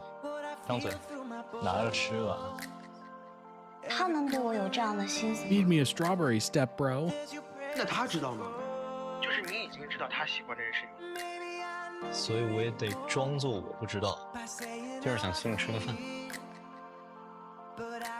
今天穿的挺好看啊。这位是思云姐，一梦江湖的制作人，我领导。他没有骗我，以前是我误会他了。要不我们单独去吃？可以吗？姐姐再见，哥哥再见。嘉许哥，是你让思云姐跟我解释的吗？而且我也不想让你误会，以后麻烦。怎么是奶茶？你该不会喝奶茶也过敏吧？对奶过敏。你为什么今天跟你同事说？朋友。朋友。你看看我，像不像你说的那个男生？你扶着我，别摔倒，抓紧了。之前不都是说是妹妹吗？我不只想当你的哥哥，我想当你男朋友。我能追你吗？那你 Can I woo 能不 you? 能先剧透一下，我大概得追 Oh 你多长时 Lord. 间？ That was so cheesy. Oh my gosh. 就是没同意。不是说今晚有事儿啊？是有事啊，要忙着给人过生日嘛。嗯，生日快乐！给谁发信息啊？一个学长，长得帅啊？长得帅，三观正？三观正，还是比你高一个头？比我高一个头，人家有女朋友的。我就问问。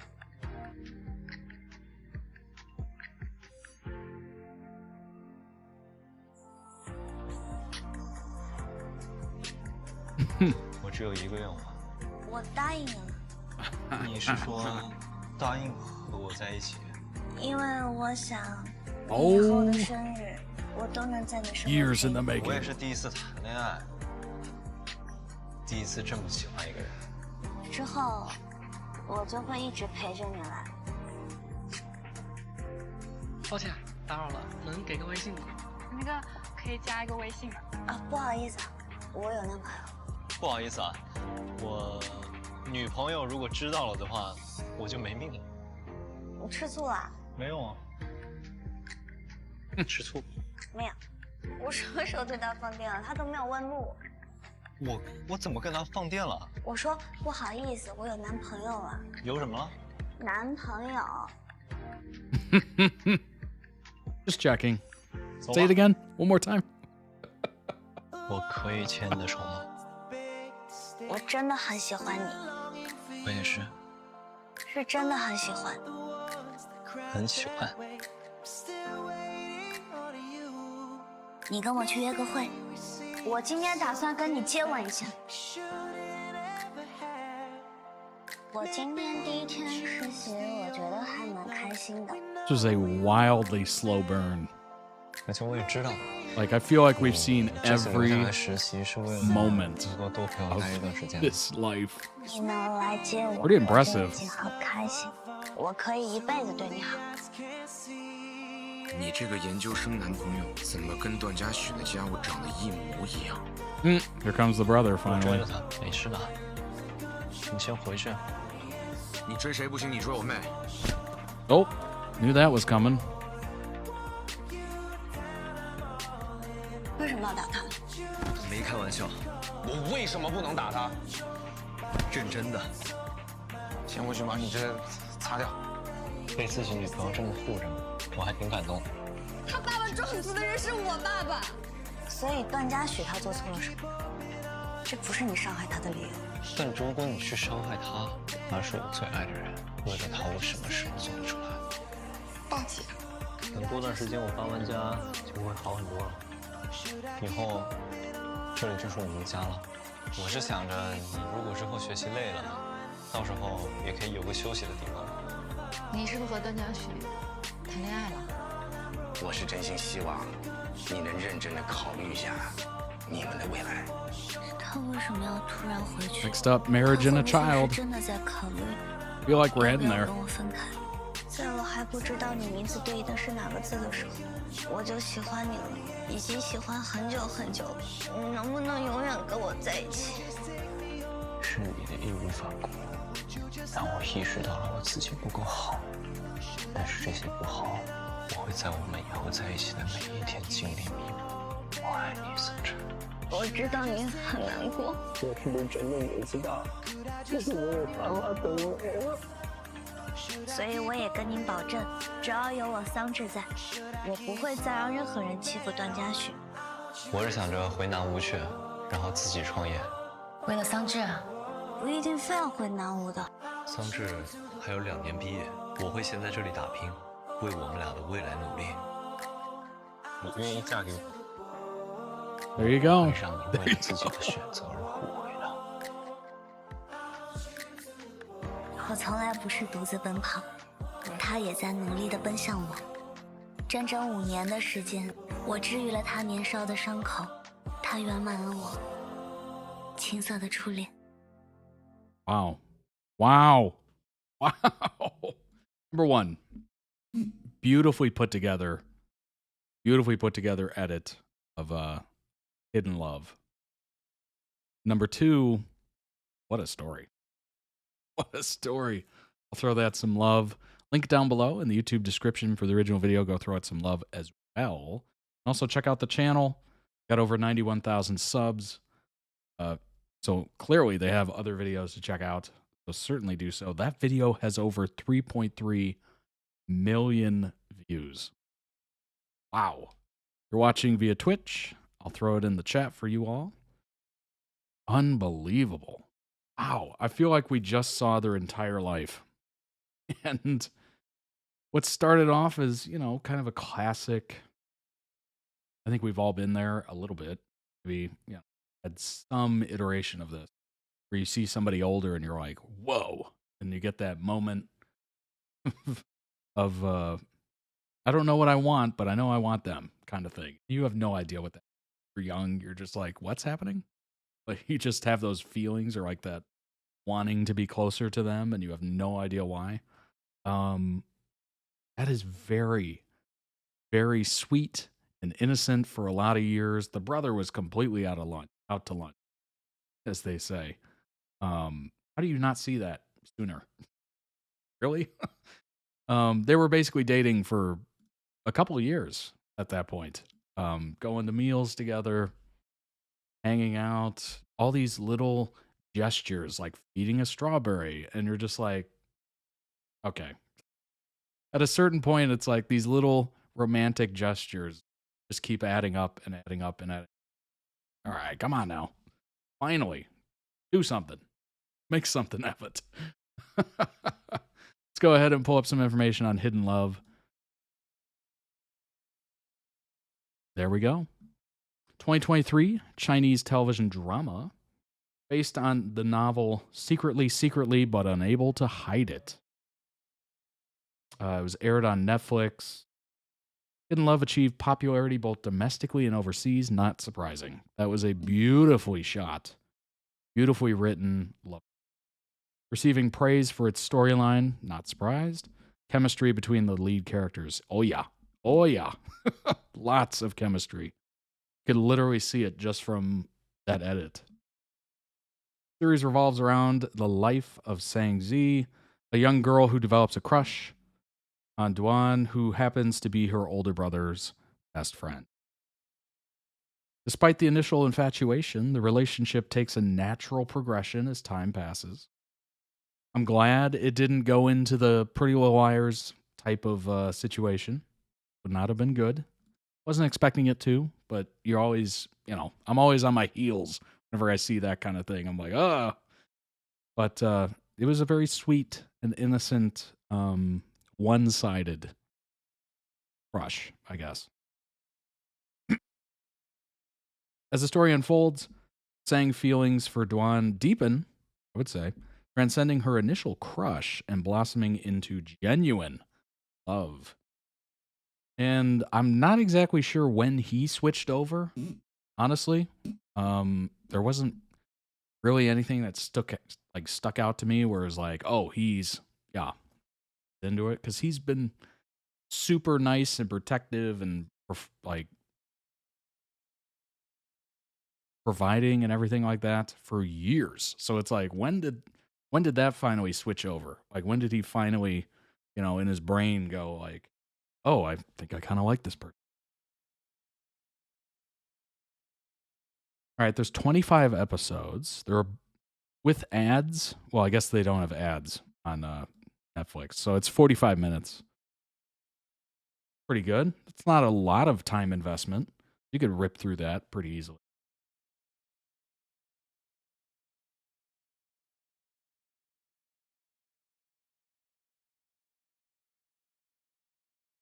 Somebody wrote, the show's vibrant storyline, along with well-crafted characters, undoubtedly played a pivotal role in the show's success, and it successfully delivered a romance narrative celebrated for its simplicity, relatability, gracefully navigating the age gap without causing discomfort. That's exactly what I was saying.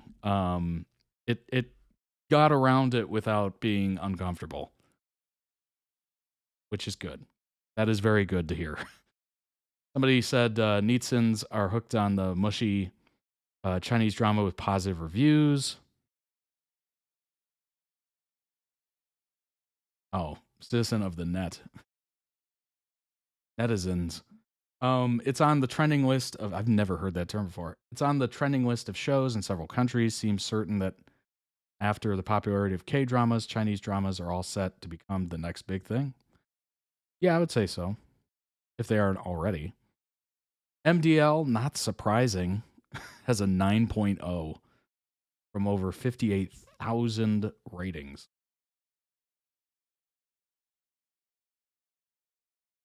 After she graduates, she joins the university in the city he is in.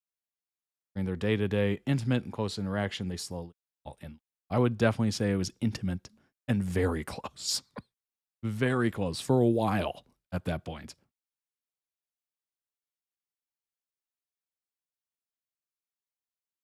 Secret crush, childhood crush, first love, yep. Older man, younger woman, height difference. They're really getting into it. All right, let's look at some reviews here. I think there's going to be a lot. See if we can find one that's kind of like middle of the road, maybe. Kind of weigh that. Realistic cuteness overload, a breath of fresh air. Cute. The weight of my heart. 10s all around. Go watch Hidden Love now. Highly overrated. Oh my gosh. Okay. Okay. This will be something for you all in the comments to dispute or talk about, I suppose. I have to preface this by saying one thing. I like both the actors, and I've watched several of their shows. This is the show I couldn't like either of them in. Interesting. Okay. Why? I didn't intend to watch this show at all. The premise and trailer didn't interest me, but I thought I would give it a shot anyway, even though there was an uncomfortable age difference between the characters.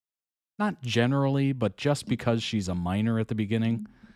Well, yeah, but let's not... Okay. If it was both ways and it was coming from his direction as well, that would be very uncomfortable. Wrong, in my opinion. But since... You know, we've all been kids, okay? Maybe some of you are kids, close to it. We've all been there, at least once, where you look at somebody older, just have this weird childhood crush. It's completely illogical, obviously wrong, if anything were to happen. But we've all been there. Just because you're, 13 or whatever, and you look at somebody in their 20s, and you're like, wow, hard eyes, doesn't mean anything comes of it. It's usually absolutely harmless. What it is. Just because, we have hearts and crushes happen all the time. All the time. Whether you're old or you're young, they happen.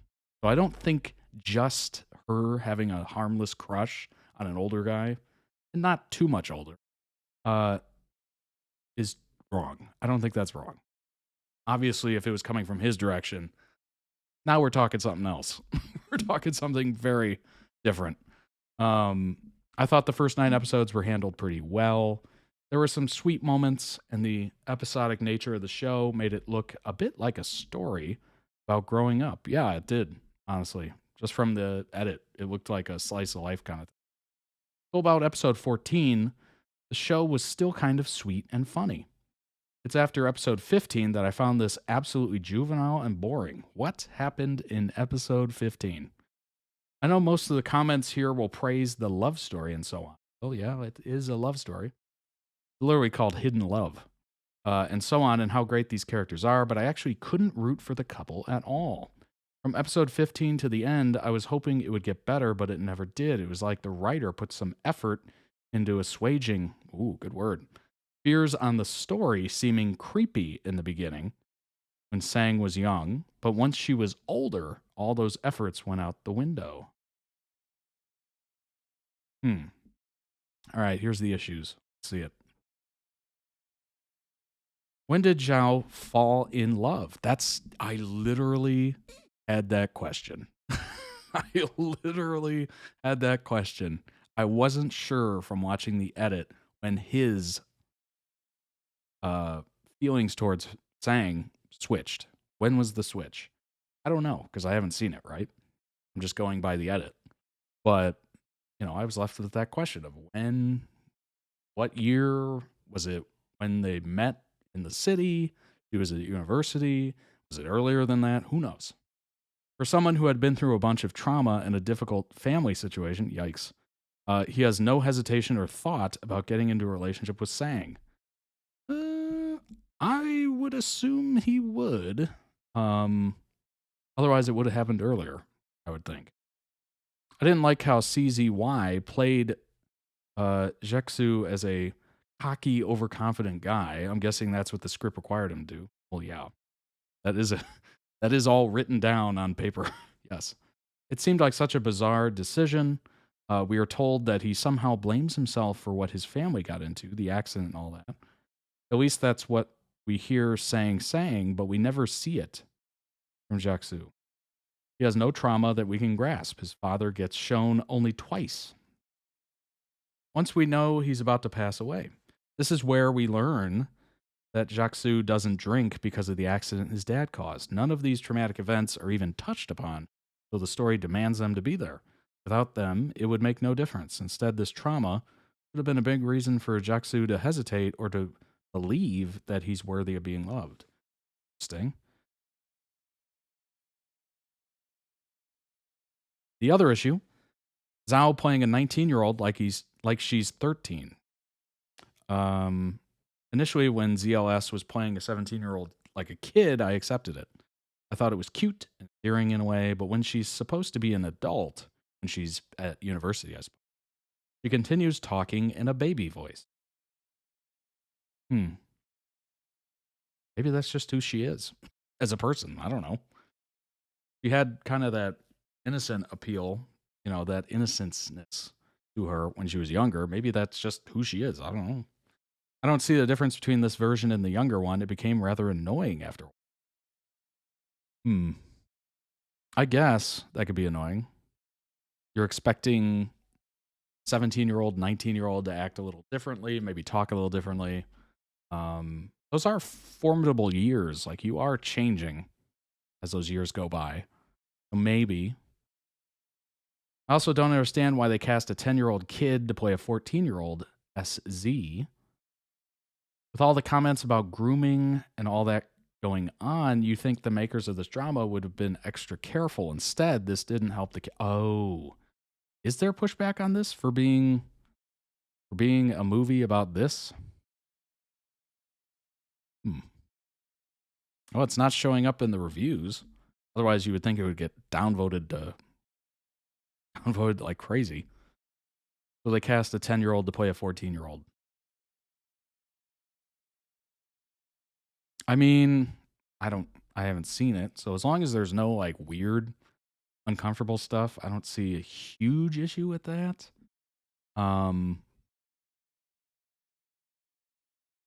It's a little odd. You would think I really wish they would do like age appropriate hires for shows and movies and stuff. Like if it's a movie about high school, have high schoolers. If it's a movie about, college kids, university kids, have university age kids playing those roles, right? Maybe that's just not possible. I like how Bo Burnham did that in 8th grade, the movie 8th grade. He actually hired like legit 8th graders to be in that movie, and it was a great movie. People loved it. The love story did absolutely nothing for me. We are somehow supposed to believe that these two have an amazing love share between them. They never have deep conversations about things like a real couple would. Instead, there are just lots of kissing scenes inserted randomly. Where are the long and deep conversations? Where's the friendship and banter in a relationship? Two supposedly smart people, they surely don't have any smart, intelligent conversations. Okay. I think this is a case of trying to apply real world stuff into a movie. Yes. Would they have those conversations? Probably. Was it worth putting it in the movie? No. No. You want them talking like politics and money issues and, you know, who's putting out the garbage, you know, like how real do you want this couple? They leave that stuff out because it's boring. Boring. Boring. I think all of these are easy fixes. Firstly, SZ and DJX could have met once again probably 8 years after she gives up her crush on him. At this time, having both of them as working adults, having meaningful lives outside each other would have been interesting. From a slow friendship, it could have grown eventually into love. This could have been much better, as currently there's no friendship stage on this show. They go from "you're my brother" to "I want to woo you" within one episode. Ooh. Okay. That's maybe they were in denial at that point. Like clearly they were in denial for a little bit of it, I'm assuming. Supporting characters could have been more interesting and could have had their own stories, but their lives mostly revolve around the leads. I liked her brother the most, but even he doesn't get as much to do outside the leads. Yeah, he has that one scene where he punches the dude, but that's about it, I suppose. That was noteworthy. The show is just disappointing. Not a horrible show by any means. The beginning was rather nice, but it's so superficial and lacks any. Well, I think this is nitpicking quite a bit. Just enjoy the love story. Just enjoy it. Forgot to mention how unrealistic it is that by 24, Juxu has paid his father's debts and medical bill, owns a fancy car, gets a house soon after, quits his job to move to SC's city, all in just 2 years of working. Oh my gosh. What? Is he a millionaire or what? That's a good point. So either he is really killing it in his job or he's doing something illegal on the side, I'm assuming. Or he's just, you know, a entrepreneur who's sold an app and is worth millions of dollars at this point. 2 years is crazy. Like nobody's able to do that unless you're earning crazy amounts of money. Also completely dislike how this drama pushes the idea of a perfect romance to very young people. SZ is only 19 when she gets into a relationship, and I guess she just gets married 3 years later? Well, to be fair, if this was 50 years ago, 60 years ago, 70 years ago, that's actually very realistic. A lot of people got married after high school back in the day. So most people didn't go to university. University degrees were rare back in the day. So most people got married in high school, or not in high school, right after high school.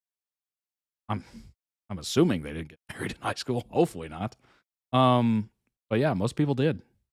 Right around, 19, 20, 21, 22. Those were realistic numbers, believe it or not.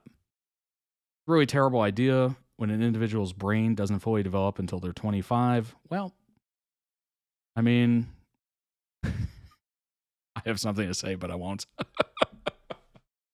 It's a terrible idea. I wouldn't have had any problems if these two were actually above 27, ideally late 20s. Well, that's today, right?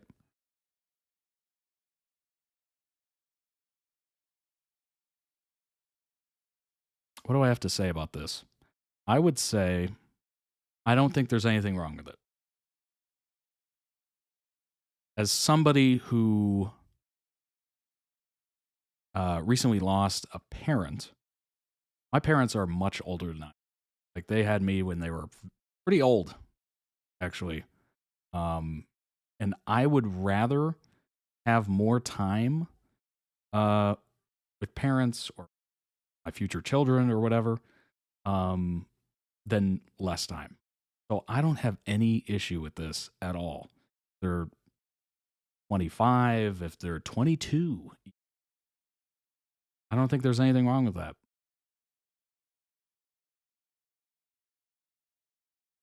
Yeah, I don't think there's anything wrong with that. It's not pushing up the idea of a perfect romance.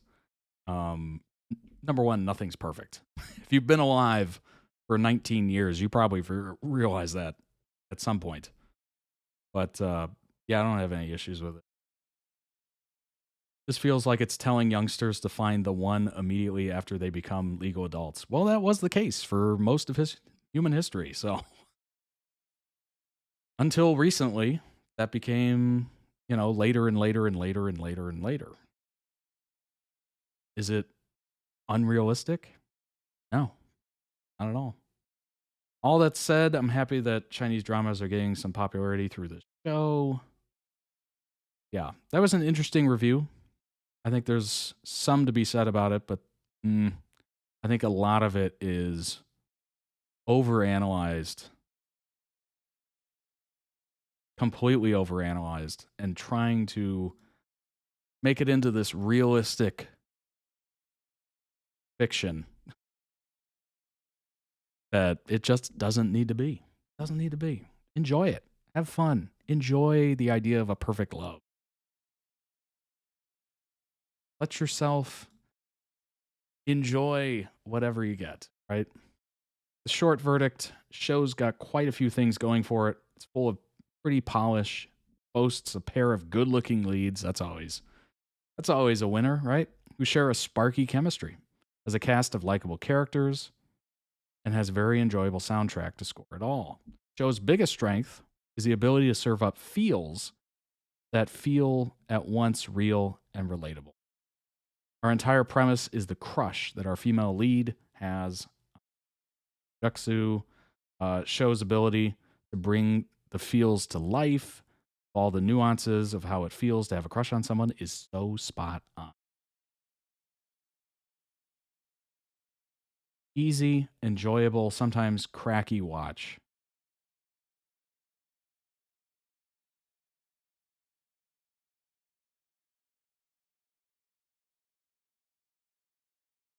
I'd come across various points of discomfort expressed by other viewers about how they found the age gap between the lead characters to be on the creepy side.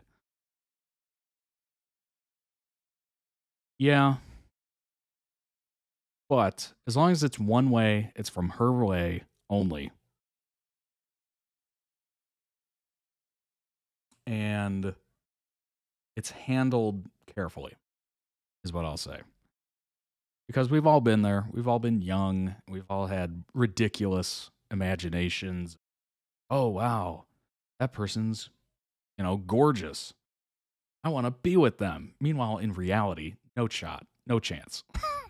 We've all been there. Young, old, we all have ridiculous imaginations on something.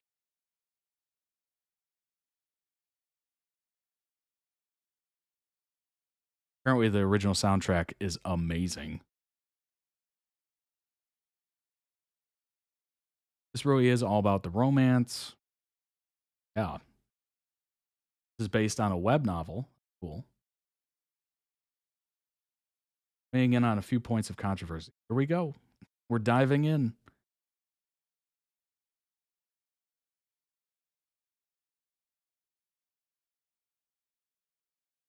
For context, I watched somebody's video some time ago before I started my watch.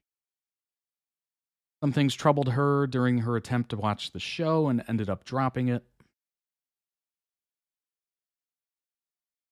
Majority of viewers are in fact very happy with their first.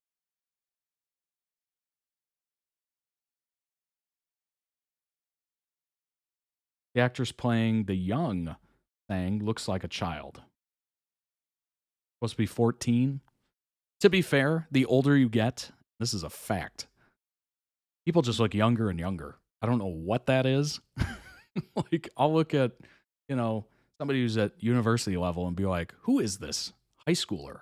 Who is this middle schooler? I'm like, why do they look so young? What's happening? Am I getting old? So as you get older, people just start looking younger and younger and younger. It's crazy. True that the actress playing young Sang is only 10, but I don't see that as a problem. It would be a problem if the show was putting a 10-year-old in an inappropriate situation with a much older man, but there's honestly none of that. The interactions between the 14-year-old and the college age is perfectly innocent.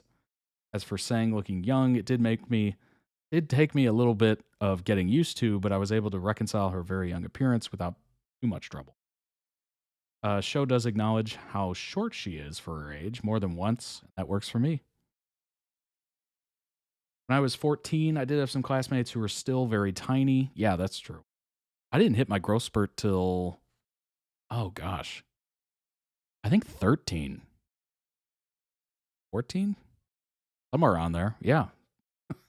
I think I was like 5'3" when I was 13 years old. So yeah, this is realistic, honestly.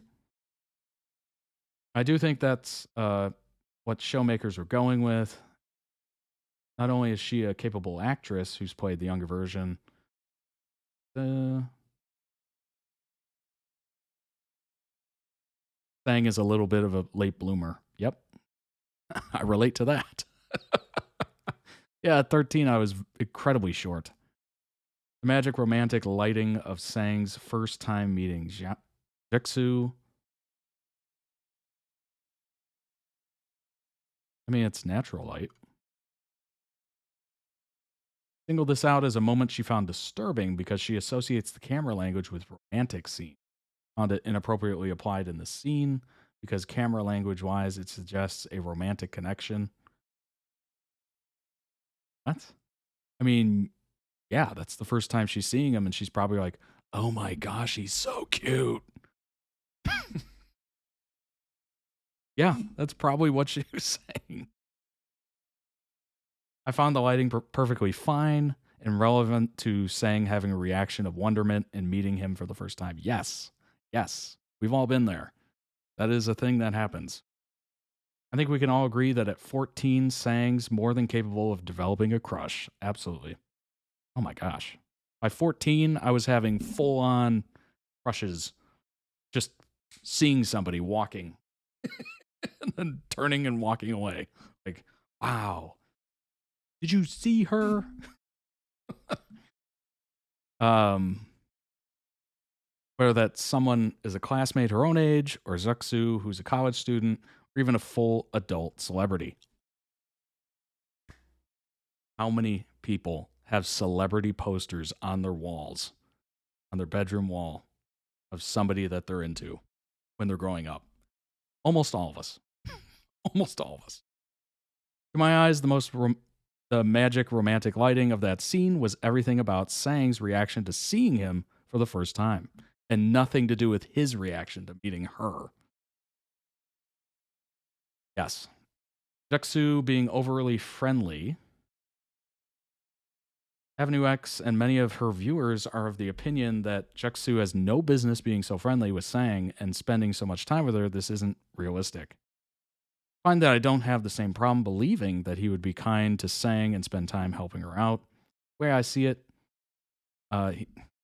Jeksu's bros with Sang, older brother, and because of their close friendship, basically sees Sang's business as his business, and that's why he sees it as a pretty natural thing to help Sang out when the occasion arises. This is the only thing that could be weird to me, is the immediate, like, helping out and all that stuff. That's the only part of it that could be weird, but I'm willing to look past it because he's literally the best friend of her older brother. So he probably sees her as a younger sister.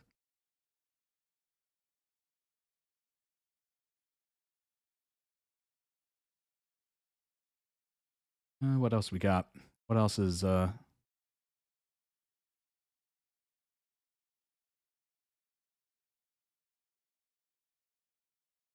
see what else we can talk about here. 17-year-old Sang behaves very differently from 14-year-old Sang. Well, yeah. Going up. One of the things that bothered Avenue X is the fact that Sang comes across so differently at age 14 compared to what we see of her at age 17. Gist of it is the 14-year-old appears to be so confident and mature, while 17-year-old is suddenly so shy and babyish. Totally get that this might confuse some viewers, but I personally don't have a problem with this because I've seen a similar dramatic kind of character change one of my classmates from school. Yeah. Yeah. I mean, as I said previously, these are years that you change a lot, and it can be year to year. It could be every couple years.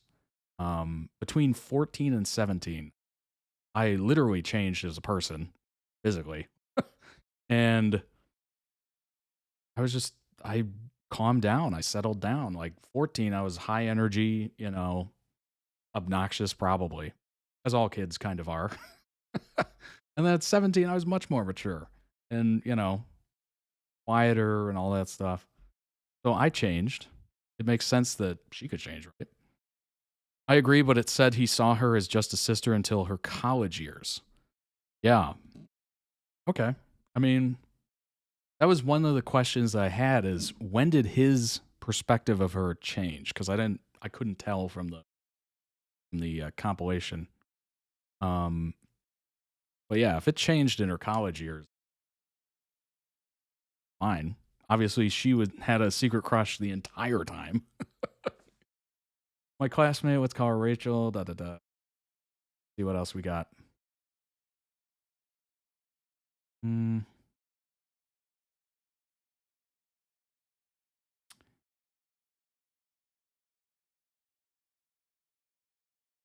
feel that even with adults, you can sometimes kind of tell whether they're the oldest, youngest, or middle child based on their personalities.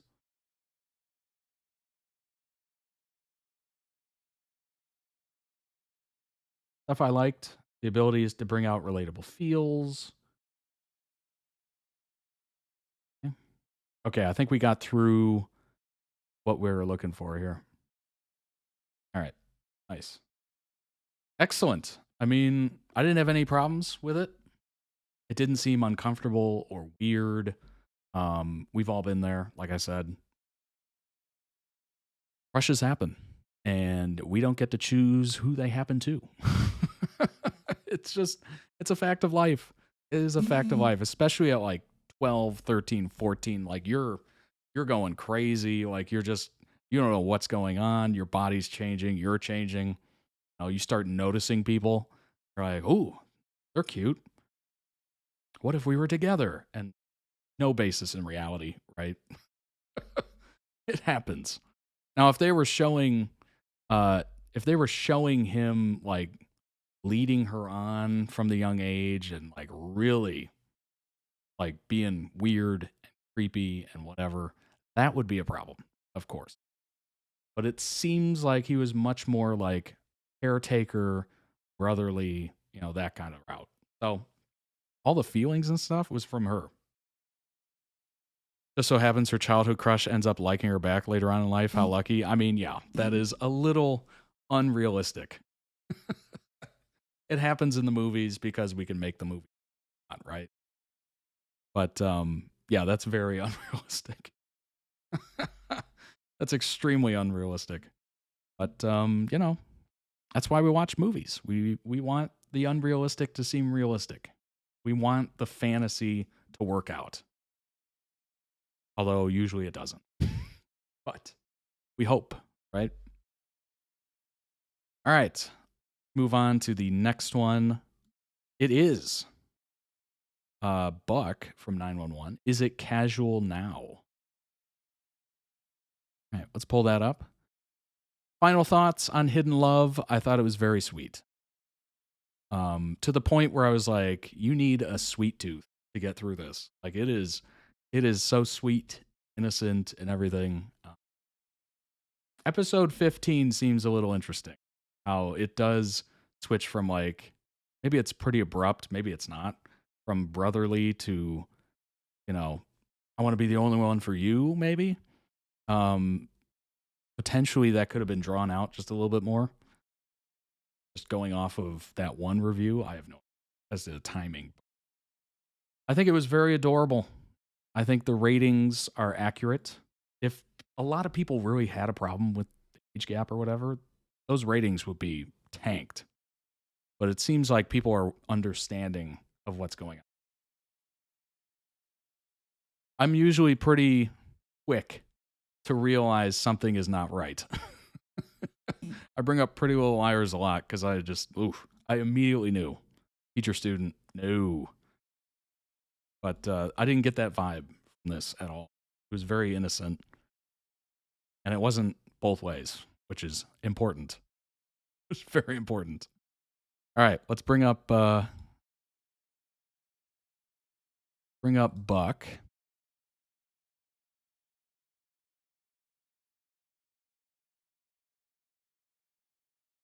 Okay, I think this is good. There we go. Is It Casual Now is the title. Interesting shot of pain here. Boy, the thumbnail is not looking good. Everything in this place is hers. She feels less and less a part of it every day. It doesn't feel like my new place. It feels like Eddie's old one, which is proving to be trickier than I expected. See, this whole time I felt like I was being haunted by this memory of her. Everywhere I look is just one big reminder that my best friend is gone, and maybe I'm the ghost. It sucks. Lingering here when I should have moved on a long time ago. You live in your You're living in the guy's house. invisible girlfriend's house. Okay, this is not his house. He was a renter. You're telling me about weak excuses. That's why they call you Firehose. History repeating itself, apparently.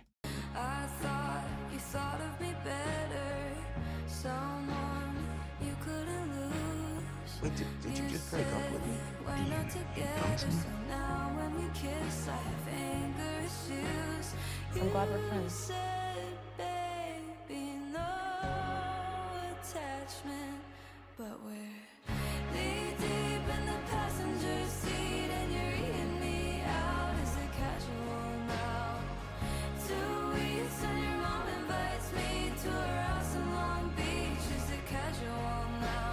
She's my friend, not my girlfriend. Do you love her? I love you. Do I?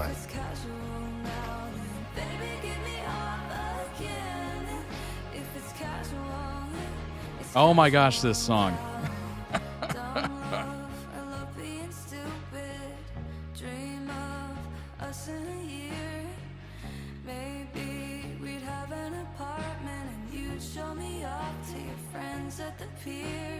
Besides, you wanted us to bond. We might end up real close.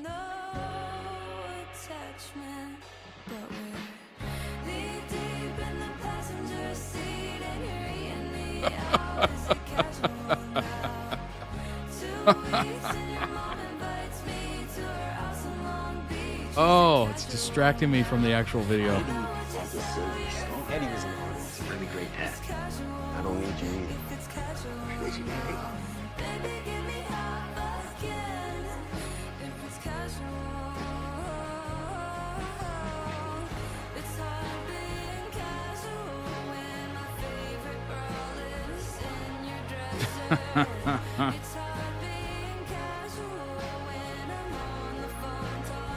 Slow down. I'm gonna go get him, okay? You're not the only one who can do that. Seriously, fuck.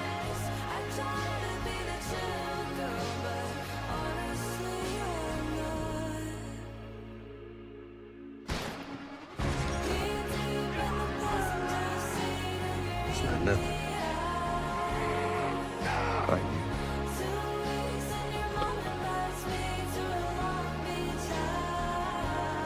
Are you? In love with Eddie? You know, I don't have to want to sleep with everyone I have feelings for. It wouldn't be so crazy. Except that I'm not. I hope you know, my attorney said you could refuse. You matter to me. Let's do it. You know I wouldn't. I know you would. I know. We need to be Dad's grandparents. Other than family.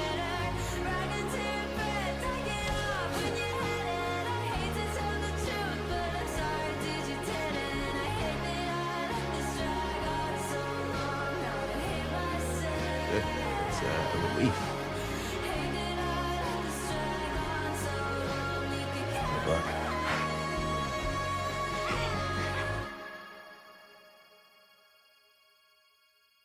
Well, I can tell you what's not casual is that song.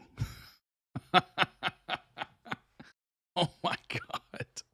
Talk about distracting. Go ahead and throw a like on that. What a song. Who sings that? Oh, Chapel Roan. Gotcha. That makes sense. Yeah. Is it casual now? No. No. Eddie's coming back. And it's pretty clear. I mean, they are telegraphing something, whether it's them getting together or, at least talking about it directly. I think we have that to look forward to. Link down below in the YouTube description for the original edit. Go throw it some much deserved love. And also, check out the channel, as there may be other videos on their channel that you might be interested in. I'll throw the link in the Twitch chat for those of you watching live. Go throw some love on it right now. Or after, whichever one you want. Wow. Quite the image. Quite the imagery there. 911 just aired its buddiest episode yet. I would say that video might have been the buddiest video yet.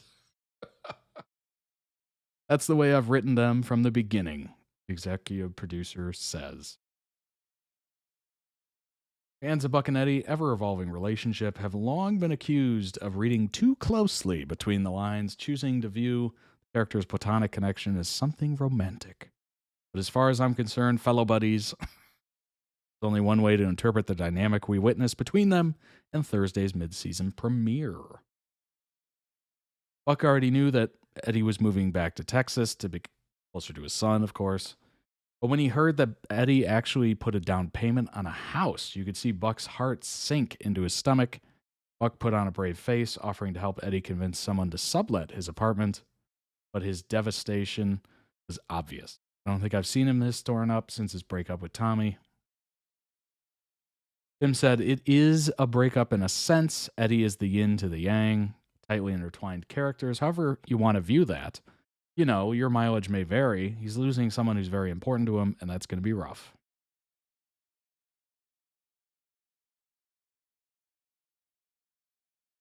Buck was sabotaging every showing with offhanded comments about the apartment's squishy floor and small kitchen. He denied doing anything intentionally, but Eddie had enough, making Buck leave before the final showing of the day. Not just leave, he made the poor guy sneak out of the back door like some kind of dirty little secret.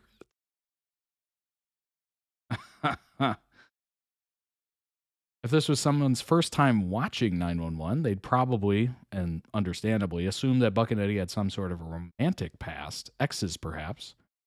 But the show writer and EP insists that he doesn't purposely write them to sound like an old married couple, just who they are.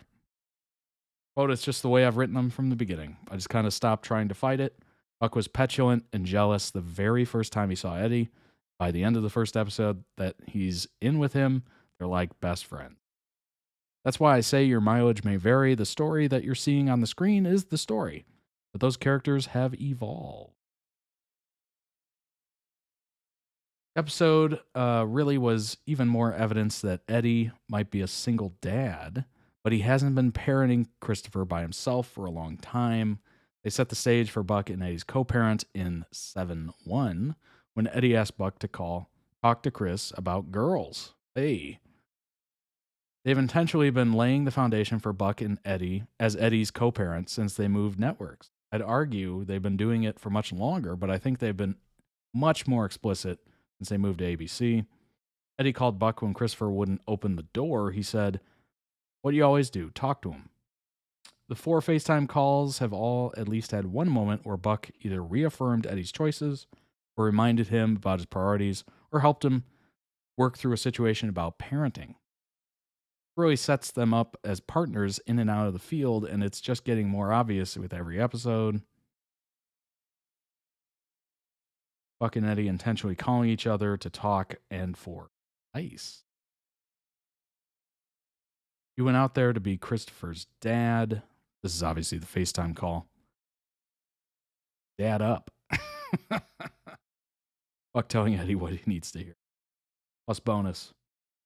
You're Christopher's dad. He doesn't have a mom. If you don't damage him, who will? Hilariously true. Hey, Parents try sometimes, hopefully. But no parent is perfect. That is a fact. You might try to be, you might think you are, but no parent is perfect, as the children can confirm. But you try, if you try. I think there's something very intentional about how integral Buck has been in reuniting Eddie and Chris. I generally agree with people who've said that Fannin exaggerates how much of a co-parent Buck has really been up until now. But I think in these last few episodes, the show is purposely giving Buck a big part in Eddie's Texas arc and in Eddie bringing Chris home, in part because they're trying to show us that Buck is ready for the role and he is part of this family. Eddie is only, and he's also trying to get Eddie back. The faster he can reunite Eddie and Christopher, it makes sense. Eddie only is able to go to Texas because Buck puts aside his own feelings of abandonment to move into his house for Eddie, yes, but as Buck reminds him, for Christopher too. Every single time Eddie hits a bump in the road with Chris in Texas, he calls Buck, and Buck tells him exactly what he needs to hear in that moment in order to move forward and do the right thing. Buck played the perfect supporting role every step of the way. Maybe Eddie could have done it without him, but it would have been a hell of a lot harder. The show did this on purpose. They put Buck into this arc on purpose. I can agree with that. He goes to Buck, and Buck is able to be his rock in the way, and all of this for a reason, and that reason is Buddie Cannon.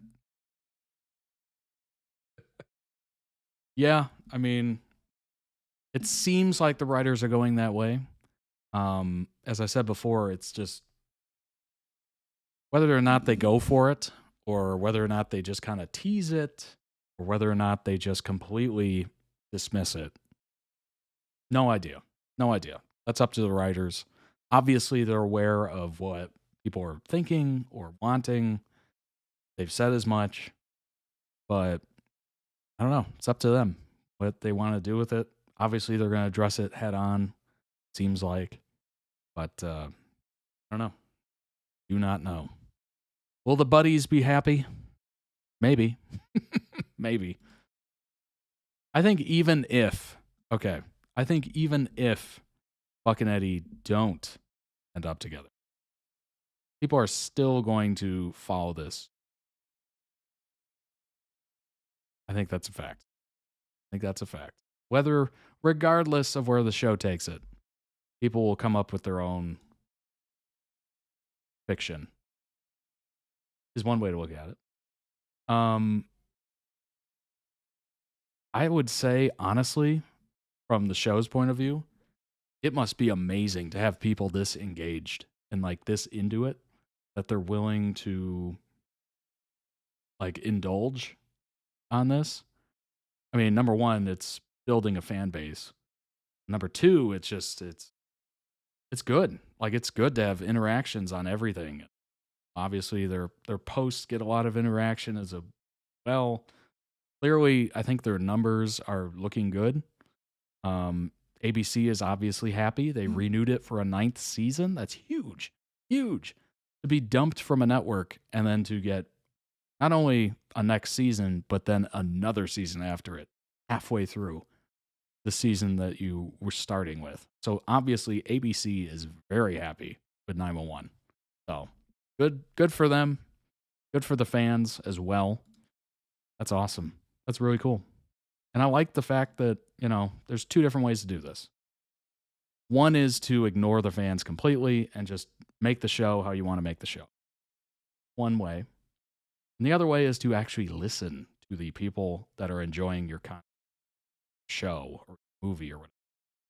And potentially update where you were taking it. That is, number one, it's impressive to be able to move the story wherever you want. But number two, it's kind of interesting to have a responsive showrunner, like one that's in the know of what people are talking about. Like, that shows that they're looking for, what their fans are thinking and what they want, and could they do it, that kind of thing. I mean, that's pretty impressive to me. All right. Go ahead and jump into the last video of the day. It is, I have no idea if I'm saying this correctly, ThamePo or TimPro, ThamePo, TikTok compilation. It is with WilliamEst. WilliamEst. This should be interesting. None of these ads are mine. Well, of course. I'm looking forward to it. It's a bit of a long one, 17 minutes long. So strap in, enjoy, and let's see how this goes. Now it's Po as in Po from Kung Fu Panda. Oh. I've never seen Kung Fu Panda, unfortunately. I know it's good. Plays on the word tempo. Oh, okay. Interesting. I'm looking forward to this. See how this, I think I do have to, let me see if I have. Oh yeah, it is TikToks. What am I talking about? I do have to move it. There we go. Maybe that's good. We'll see. Might have to move it again, but I think we're all right. What's up, Maribel? I see you're a first-time chatter. Welcome in. All right. Start it. Some of the TikToks are widescreened. Oh, dang.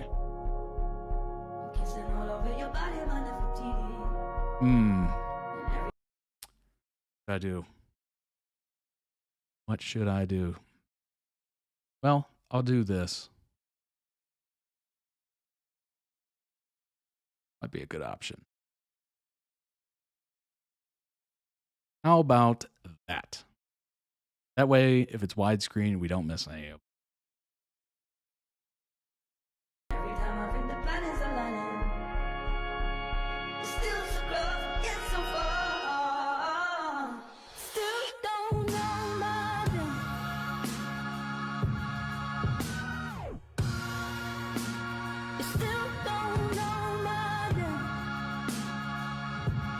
By the way, I've seen the comments. A lot of people have wanted a WilliamEst video, so this is hopefully good.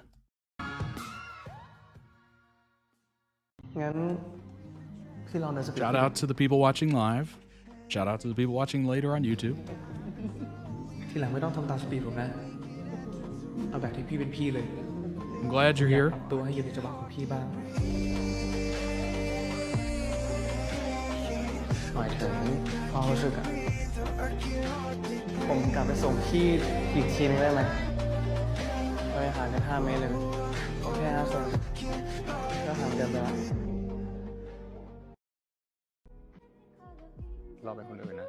Even 5 centimeters feels too far apart. Wow.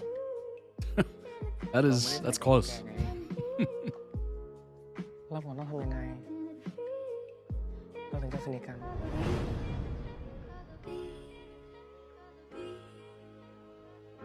That was smooth. That was very smooth.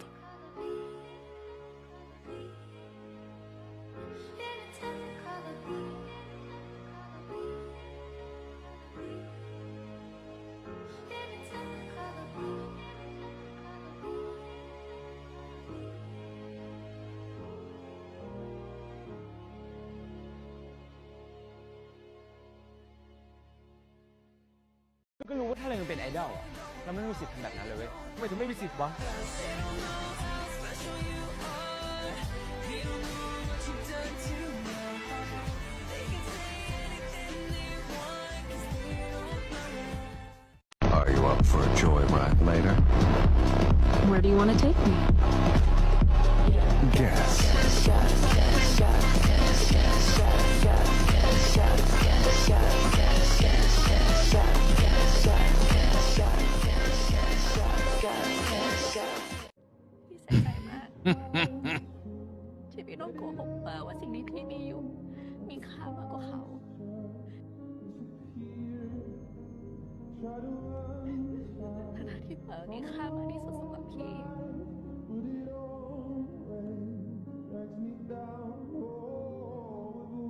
ผมกับเขาในตอนนี้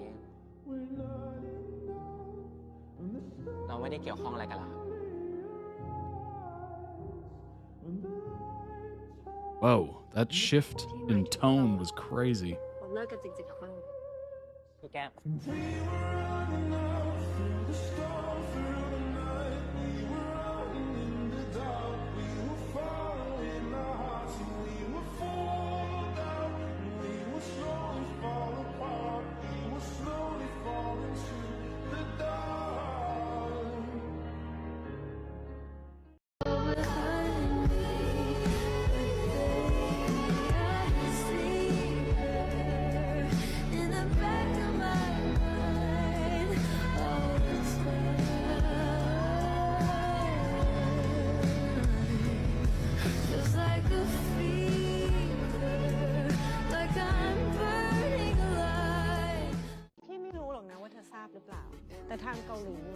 Well, yeah, your entire life would be up to scrutiny. Oh.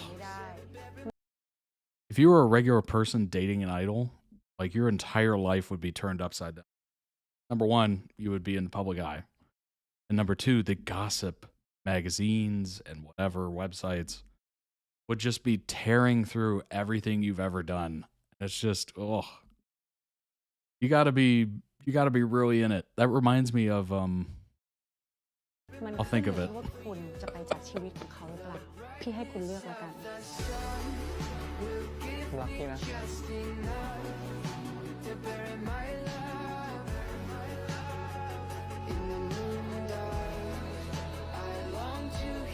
Favorite series as of now? Nice.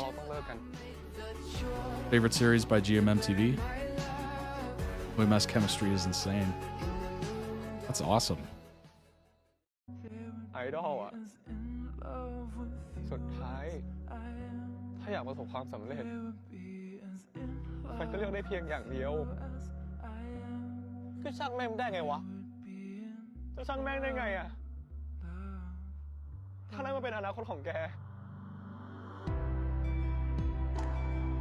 The fact that William's only 20. That's... Whoa.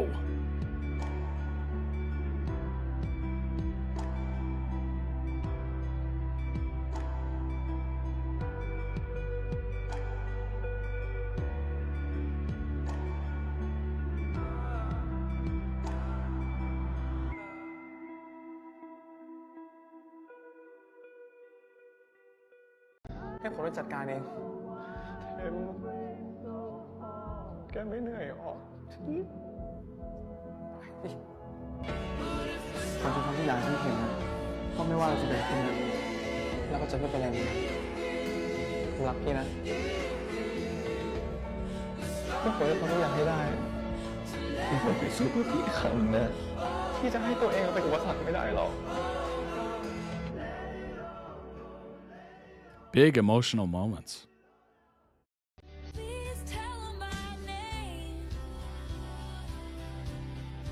Filmed it while he was 19. Whoa. While he was doing Lycan?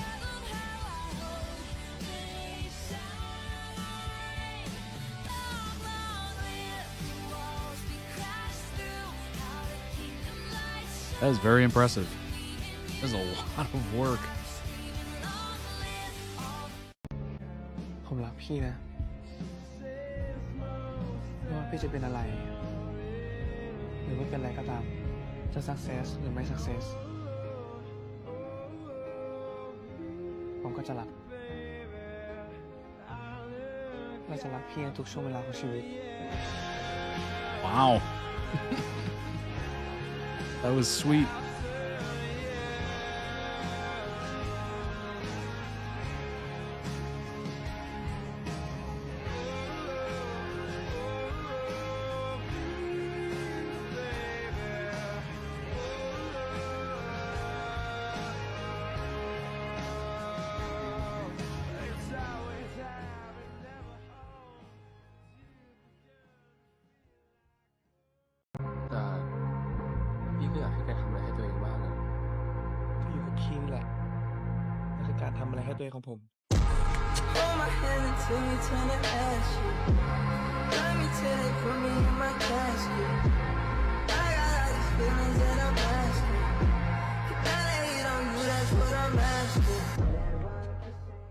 Oh, wow.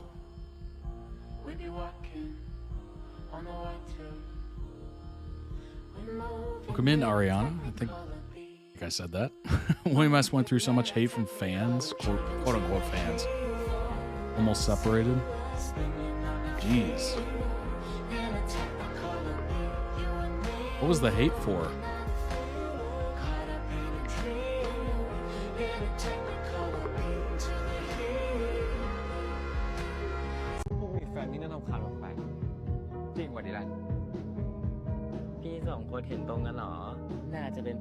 Age gap?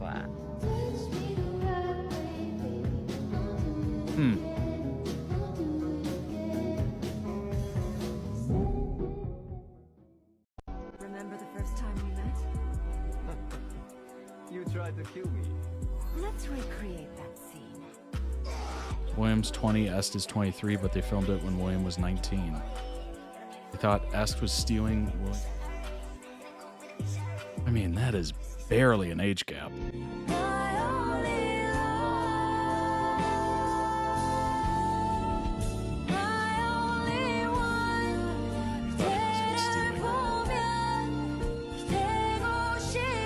I mean,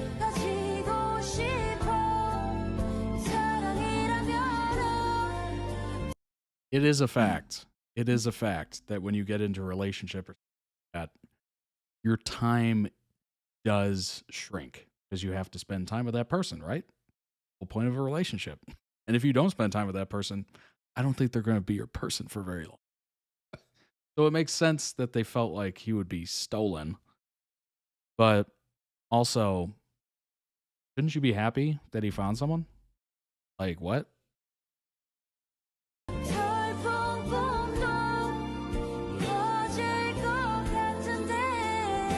Immature, yeah.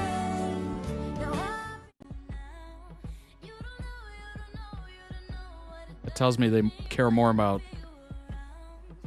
what he puts out than who he is and what he does.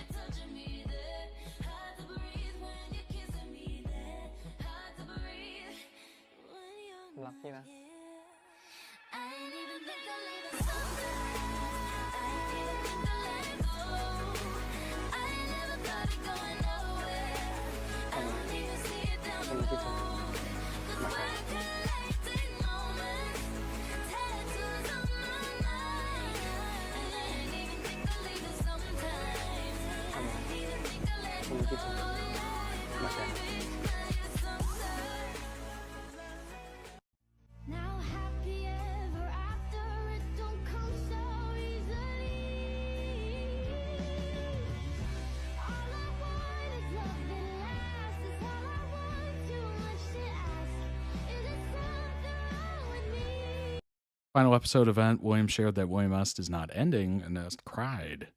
Est is an emotional person, so he thought the hate they're both receiving was his fault. Oof. I obviously can see why. So he tried to leave William. Oh my. That is so brutal. Not surprising. He kind of internalized that. If you're going through that, and it's a lot of people, like, I'm not jealous of that. William told him he wanted them both to succeed. That's very sweet. The reassurance.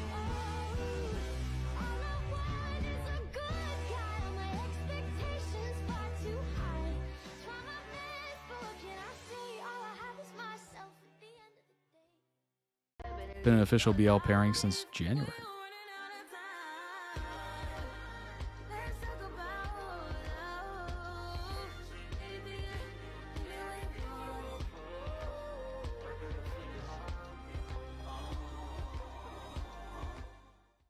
พี่รู้นะว่าแกอยากให้มันไปด้วยกันได้อะแต่ความจริงอะมันกำลังบอกเราอยู่นี่ไงว่ามันไปไม่ได้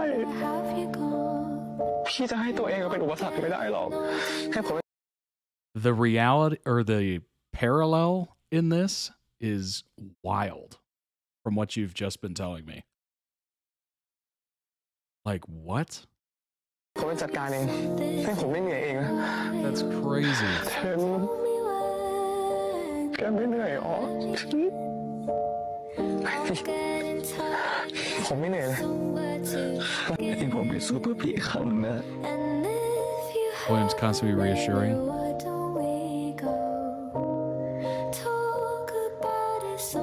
Isn't that wild?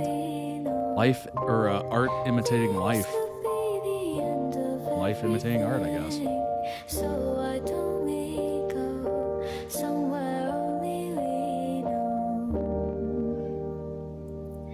ผมเขียนมาทั้งหมดแค่เพื่อที่จะขอบคุณและขอร้องพี่ว่าไม่ว่าจะเกิดอะไรขึ้นไม่ว่าผมจะต้องเจอกับเรื่องอะไรจะหนักหนาสาหัสแค่ไหนช่วยอย่าปล่อยมือของผมได้ไหม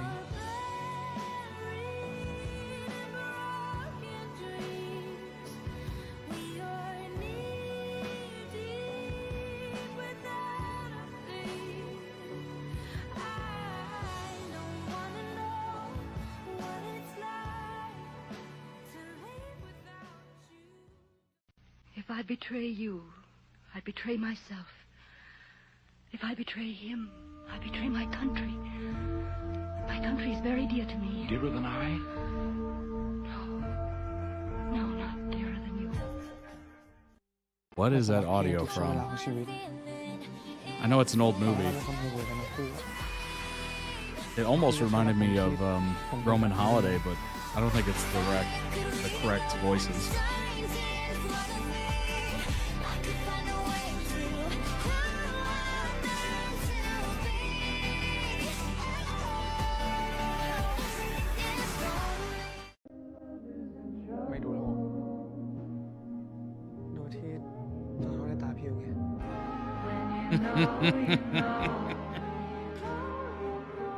Oh, wow. Smooth. That was smooth. A little cheesy. A little cheese on that. It was smooth.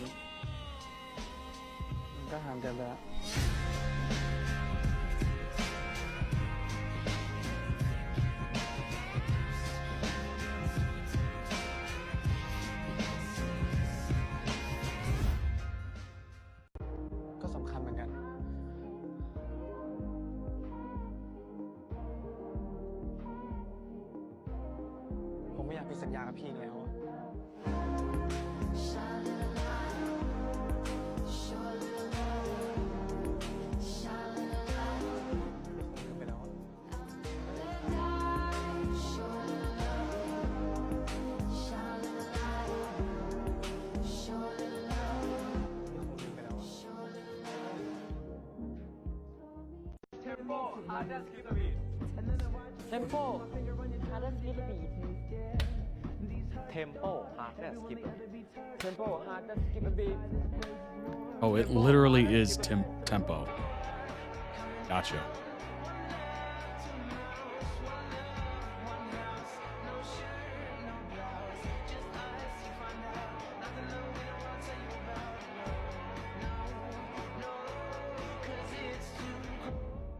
Oh my gosh, that rigging on that camera was wild.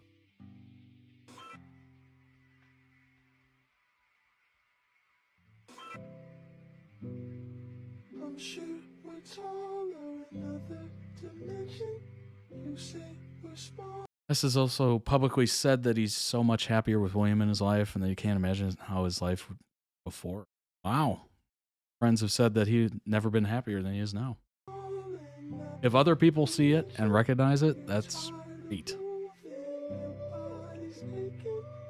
Sometimes it can be hard to accurately know yourself sometimes. But if other people are seeing it, pretty good confirmation. พี่บอกผมมาผมจะจำรูปตัวเลขให้ได้ผมไม่อยากลืมมัน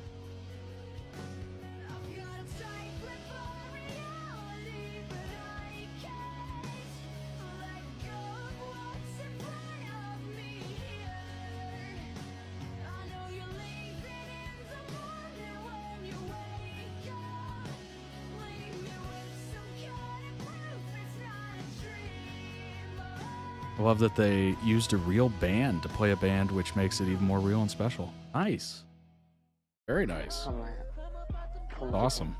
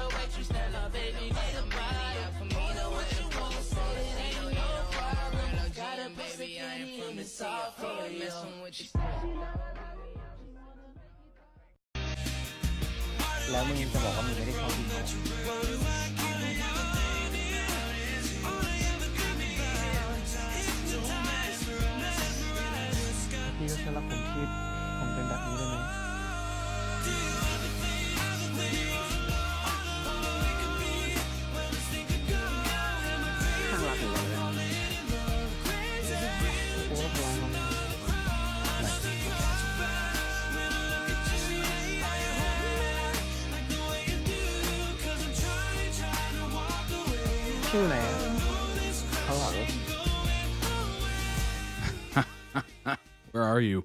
Behind you.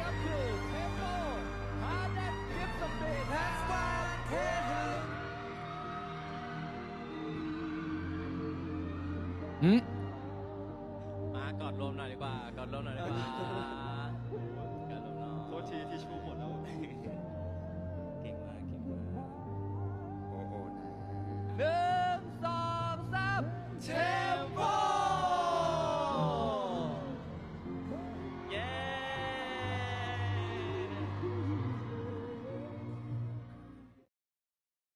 Oh, that was nice. Good ending on that.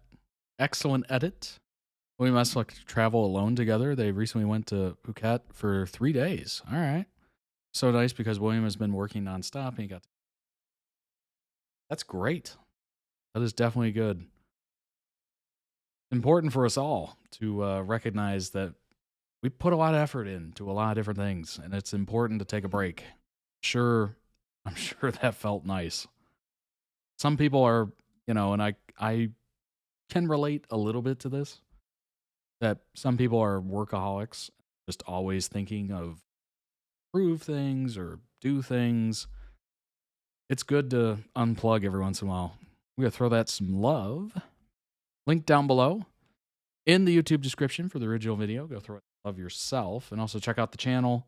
I'm sure they have other videos that you might find interesting. If you want to request it on the channel, I'll throw that link in the live chat as well for those of you watching live. Excellent final video. Let's pull up some information on ThamePo. Here we go. WilliamEst mascot is Wesley, and their fandom name is Westy, meaning WilliamEst besties. Oh, very clever. Very clever. All right, so the full name is ThamePo Hearts That Skips. What? Let's try that again. ThamePo Heart That Skips a Beat. I must have seen beat, and I just immediately put it after that. All right, so it has an 8.5 out of 10,000, about 10,500 users on MDL, which is always a good score. And Poe is tasked with documenting boy group Mars's final concert before their disbandment. He inadvertently becomes the closest confidant of leader Tem. Despite his wishes, Tem's about to make his debut in South Korea, leaving the rest of the group, Dylan, June, Pepper, behind, rife with misunderstanding. Ooh. Very vague. That is a very vague description. Okay, so it's like a documentary kind of thing. And him and the lead kind of find some common ground, I guess you could say. Wink, wink. My boyfriend is an idol. All right. Do what we usually do here. Mature storyline. Try to avoid the ones that are perfect 10s. I don't think anything's perfect. But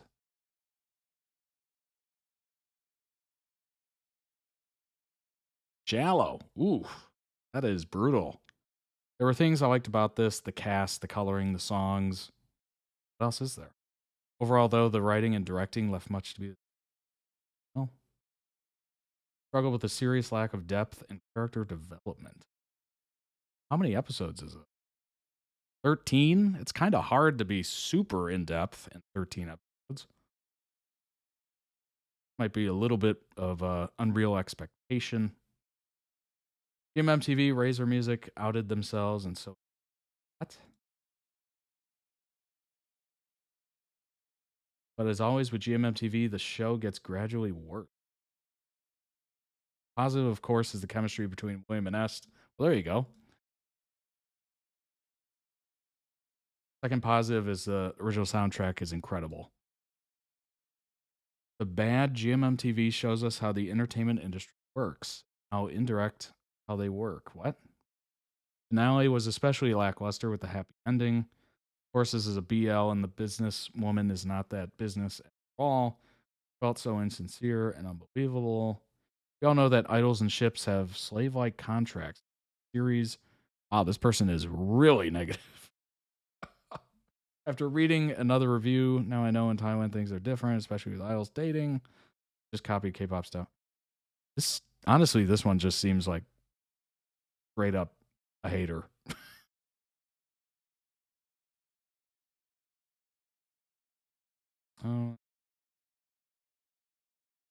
Exactly what you expect from GMMTV. Maybe this one's better.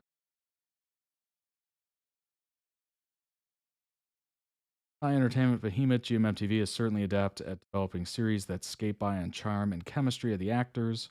Some of these programs get by with the wispy plots and ephemeral character arcs simply by satisfying periodic audience demand for cuddles, kisses, and hugs.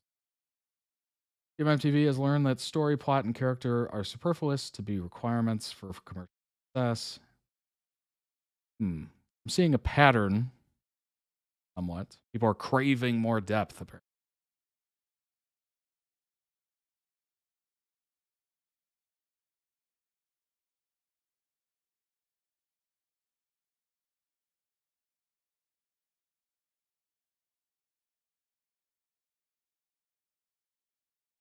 Softly mature and understated. Beautiful colors, gorgeous lighting, cinematography, perfect casting, unbelievable acting, hard-hitting emotions.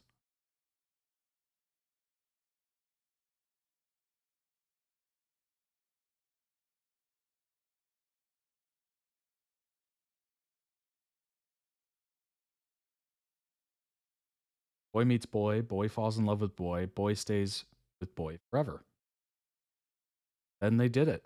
I was smiling like I've never smiled before, looping the moon and back, watching together. Your magic had me smiling, grinning actually.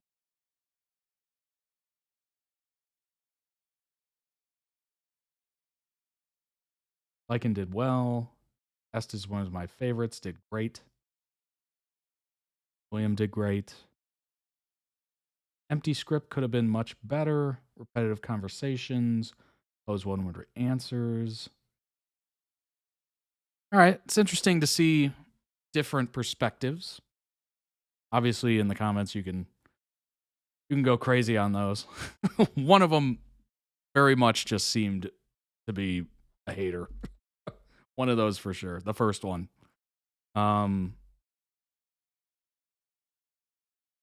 Unfortunately, this seems to be kind of a pattern. Is that if you're a fan, and this is some of the toxicity that I'm sure some of you are aware of, where if you're a fan of a certain pairing, if another pairing comes out with content, they immediately hate on it.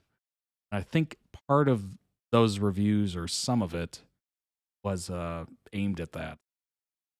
Because frankly, the negativeness didn't seem earned. The episodes are about 40 minutes. That's not bad. Not bad. Show had to focus on resolving the conflict with Tim and his group Mars, while also focusing on the relationship with Poe and their conflict as a couple as well. That is a lot. That is a lot in 13 episodes. Doable, kind of, I think. But yeah, it would be tough to fully flush out everything. William, a little bit of information on William. Quarter American Thai singer, guitarist, pianist, and main vocalist. The boy group Lycan. Graduated from university, young artist music program, majoring in musical theater. I mean, checks out, right? During the finale of Project Alpha, William was crowned King of Alpha. 2 months later, on Lycan's debut single, May I. After William made his acting debut with a starring role in the short film No Worries in 2023, he went on to book his first series, a starring role in ThamePo. Gosh, that's a heck of a trajectory. Went from Project Alpha to big single to booking the thing, booking another thing, starring role. Like, that is awesome. Won Best New Artist award in 2024. There you go. March 2025, which literally just occurred, they're awarded Best Boy Group of the Year, the Guitar Mag Awards. Wow. Wow. Series could have benefited from 16 episodes. Sounds like it, honestly. Obviously, I don't know for sure, but going off of what I've heard.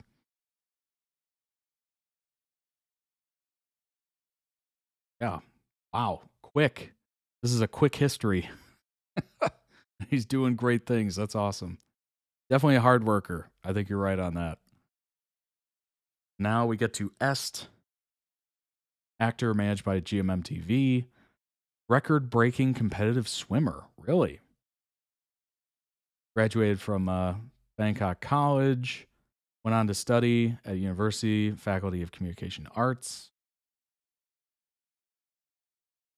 Looks like he's booked a support role, Me and Thee. High School Frenemy. Naughty Babe.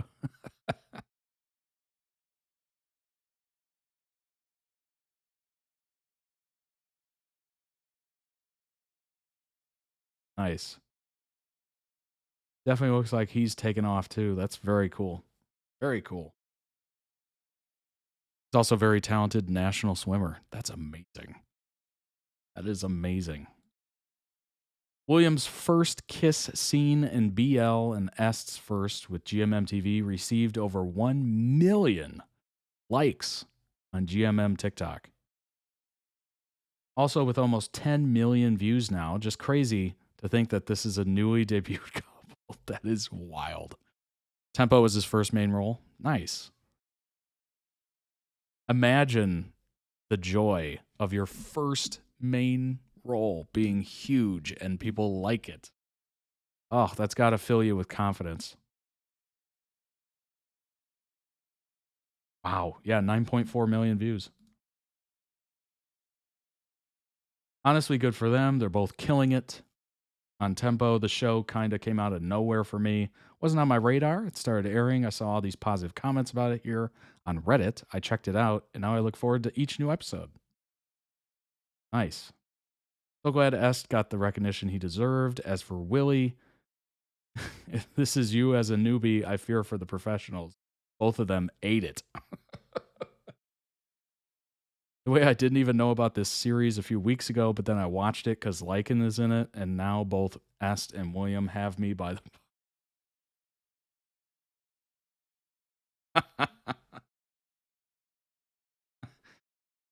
firmly grasped, apparently. This show is really life-changing and industry-changing. It's up to 11 million now? Dang. I didn't know them until now. I thought they were working together for a long time because they have so much chemistry. They just look so good together.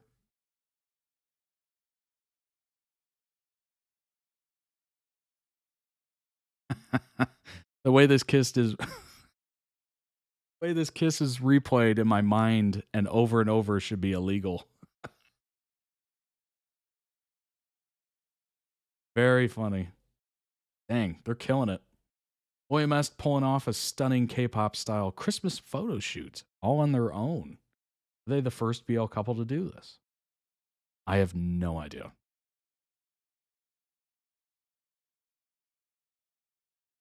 Dang. That is professional right there. That is absolutely professional.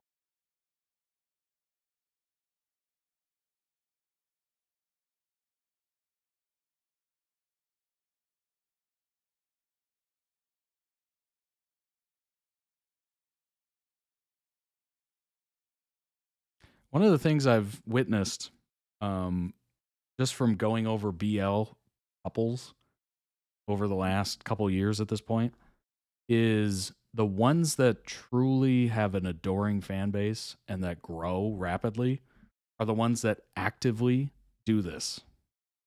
They're basically their own PR on their social media, doing photo shoots, doing modeling gigs, doing collaborations, all that stuff. You got to say yes to pretty much everything. And the more you do that, the more you get popular. People see you. They see you, more and more and more, to the point where they want to see you in roles. Like it seems like that is the case every time. The ones that are putting forth the effort to do concerts, if they can do concerts,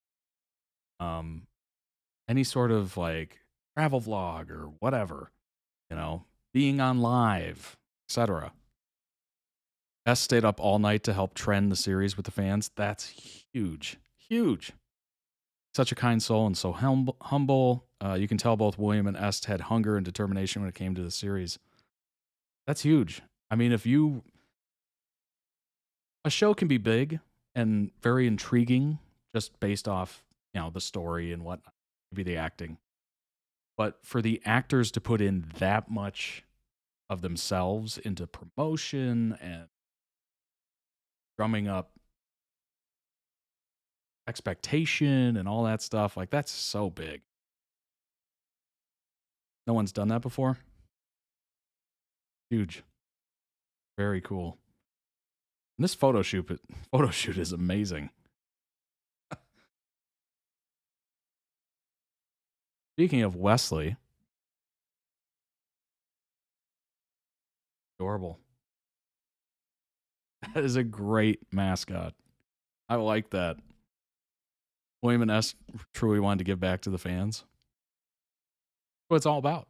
I mean, one thing I've noticed, of course, is the fact that a lot of your success can be how many eyeballs you get on your series, concert, or butts in seats, as they say.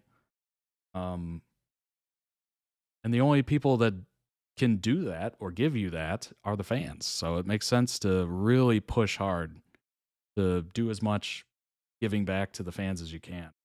And a lot of the time, it's just your time, right? Being on a live, talking to each other, talking to the fans, showing up at the meets, meeting people, taking photos, all that stuff.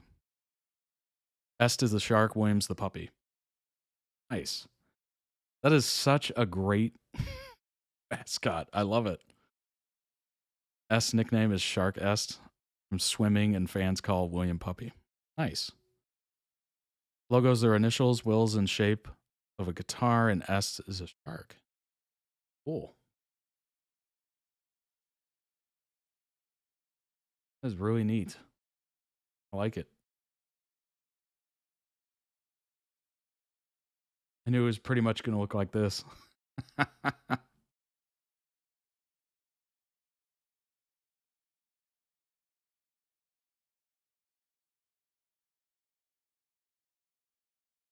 Wesley is ready to hug, create smiles, and bring happiness to everyone. Representative character of William Est fan club comes in the form of a warm shark who hugs a kind dog. Woo! So it's not a partially digested puppy asking for help escaping a shark.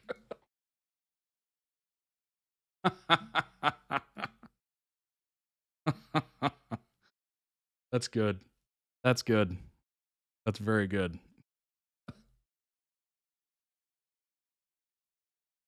They have a mascot now. I'm both impressed and terrified by GMMTV's marketing savvy.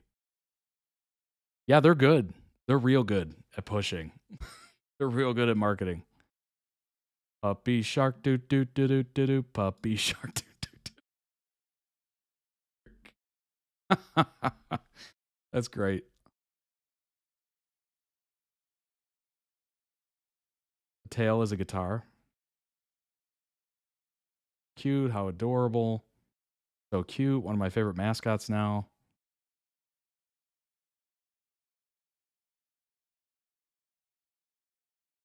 Nice. That is really nice. Oh, yeah. How did I not even see that? What? Wait, let's zoom in on it real close. There it is. Tail's a guitar. How did I not see? You need to watch their ideal fan interview where they both drew the mascot. It was so cute and they were so funny drawing it. Nice. Very nice. Oh, yeah. How am I missing this? That is a great logo right there. I like that. Dang. So creative. So unbelievably creative. Something I lack. If you were to task me with coming up for a mascot for the Todd Reacts channel, I would have no idea. None. The only thing I'd come up with is myself. Oh my gosh. That is so creative. Unbelievable. Est had his shirt unbuttoned and William couldn't handle it. Est told William to button his shirt. That seems to be a pattern in some of these couples, which I totally understand. That's very realistic. Oh my God. Well, that's fascinating.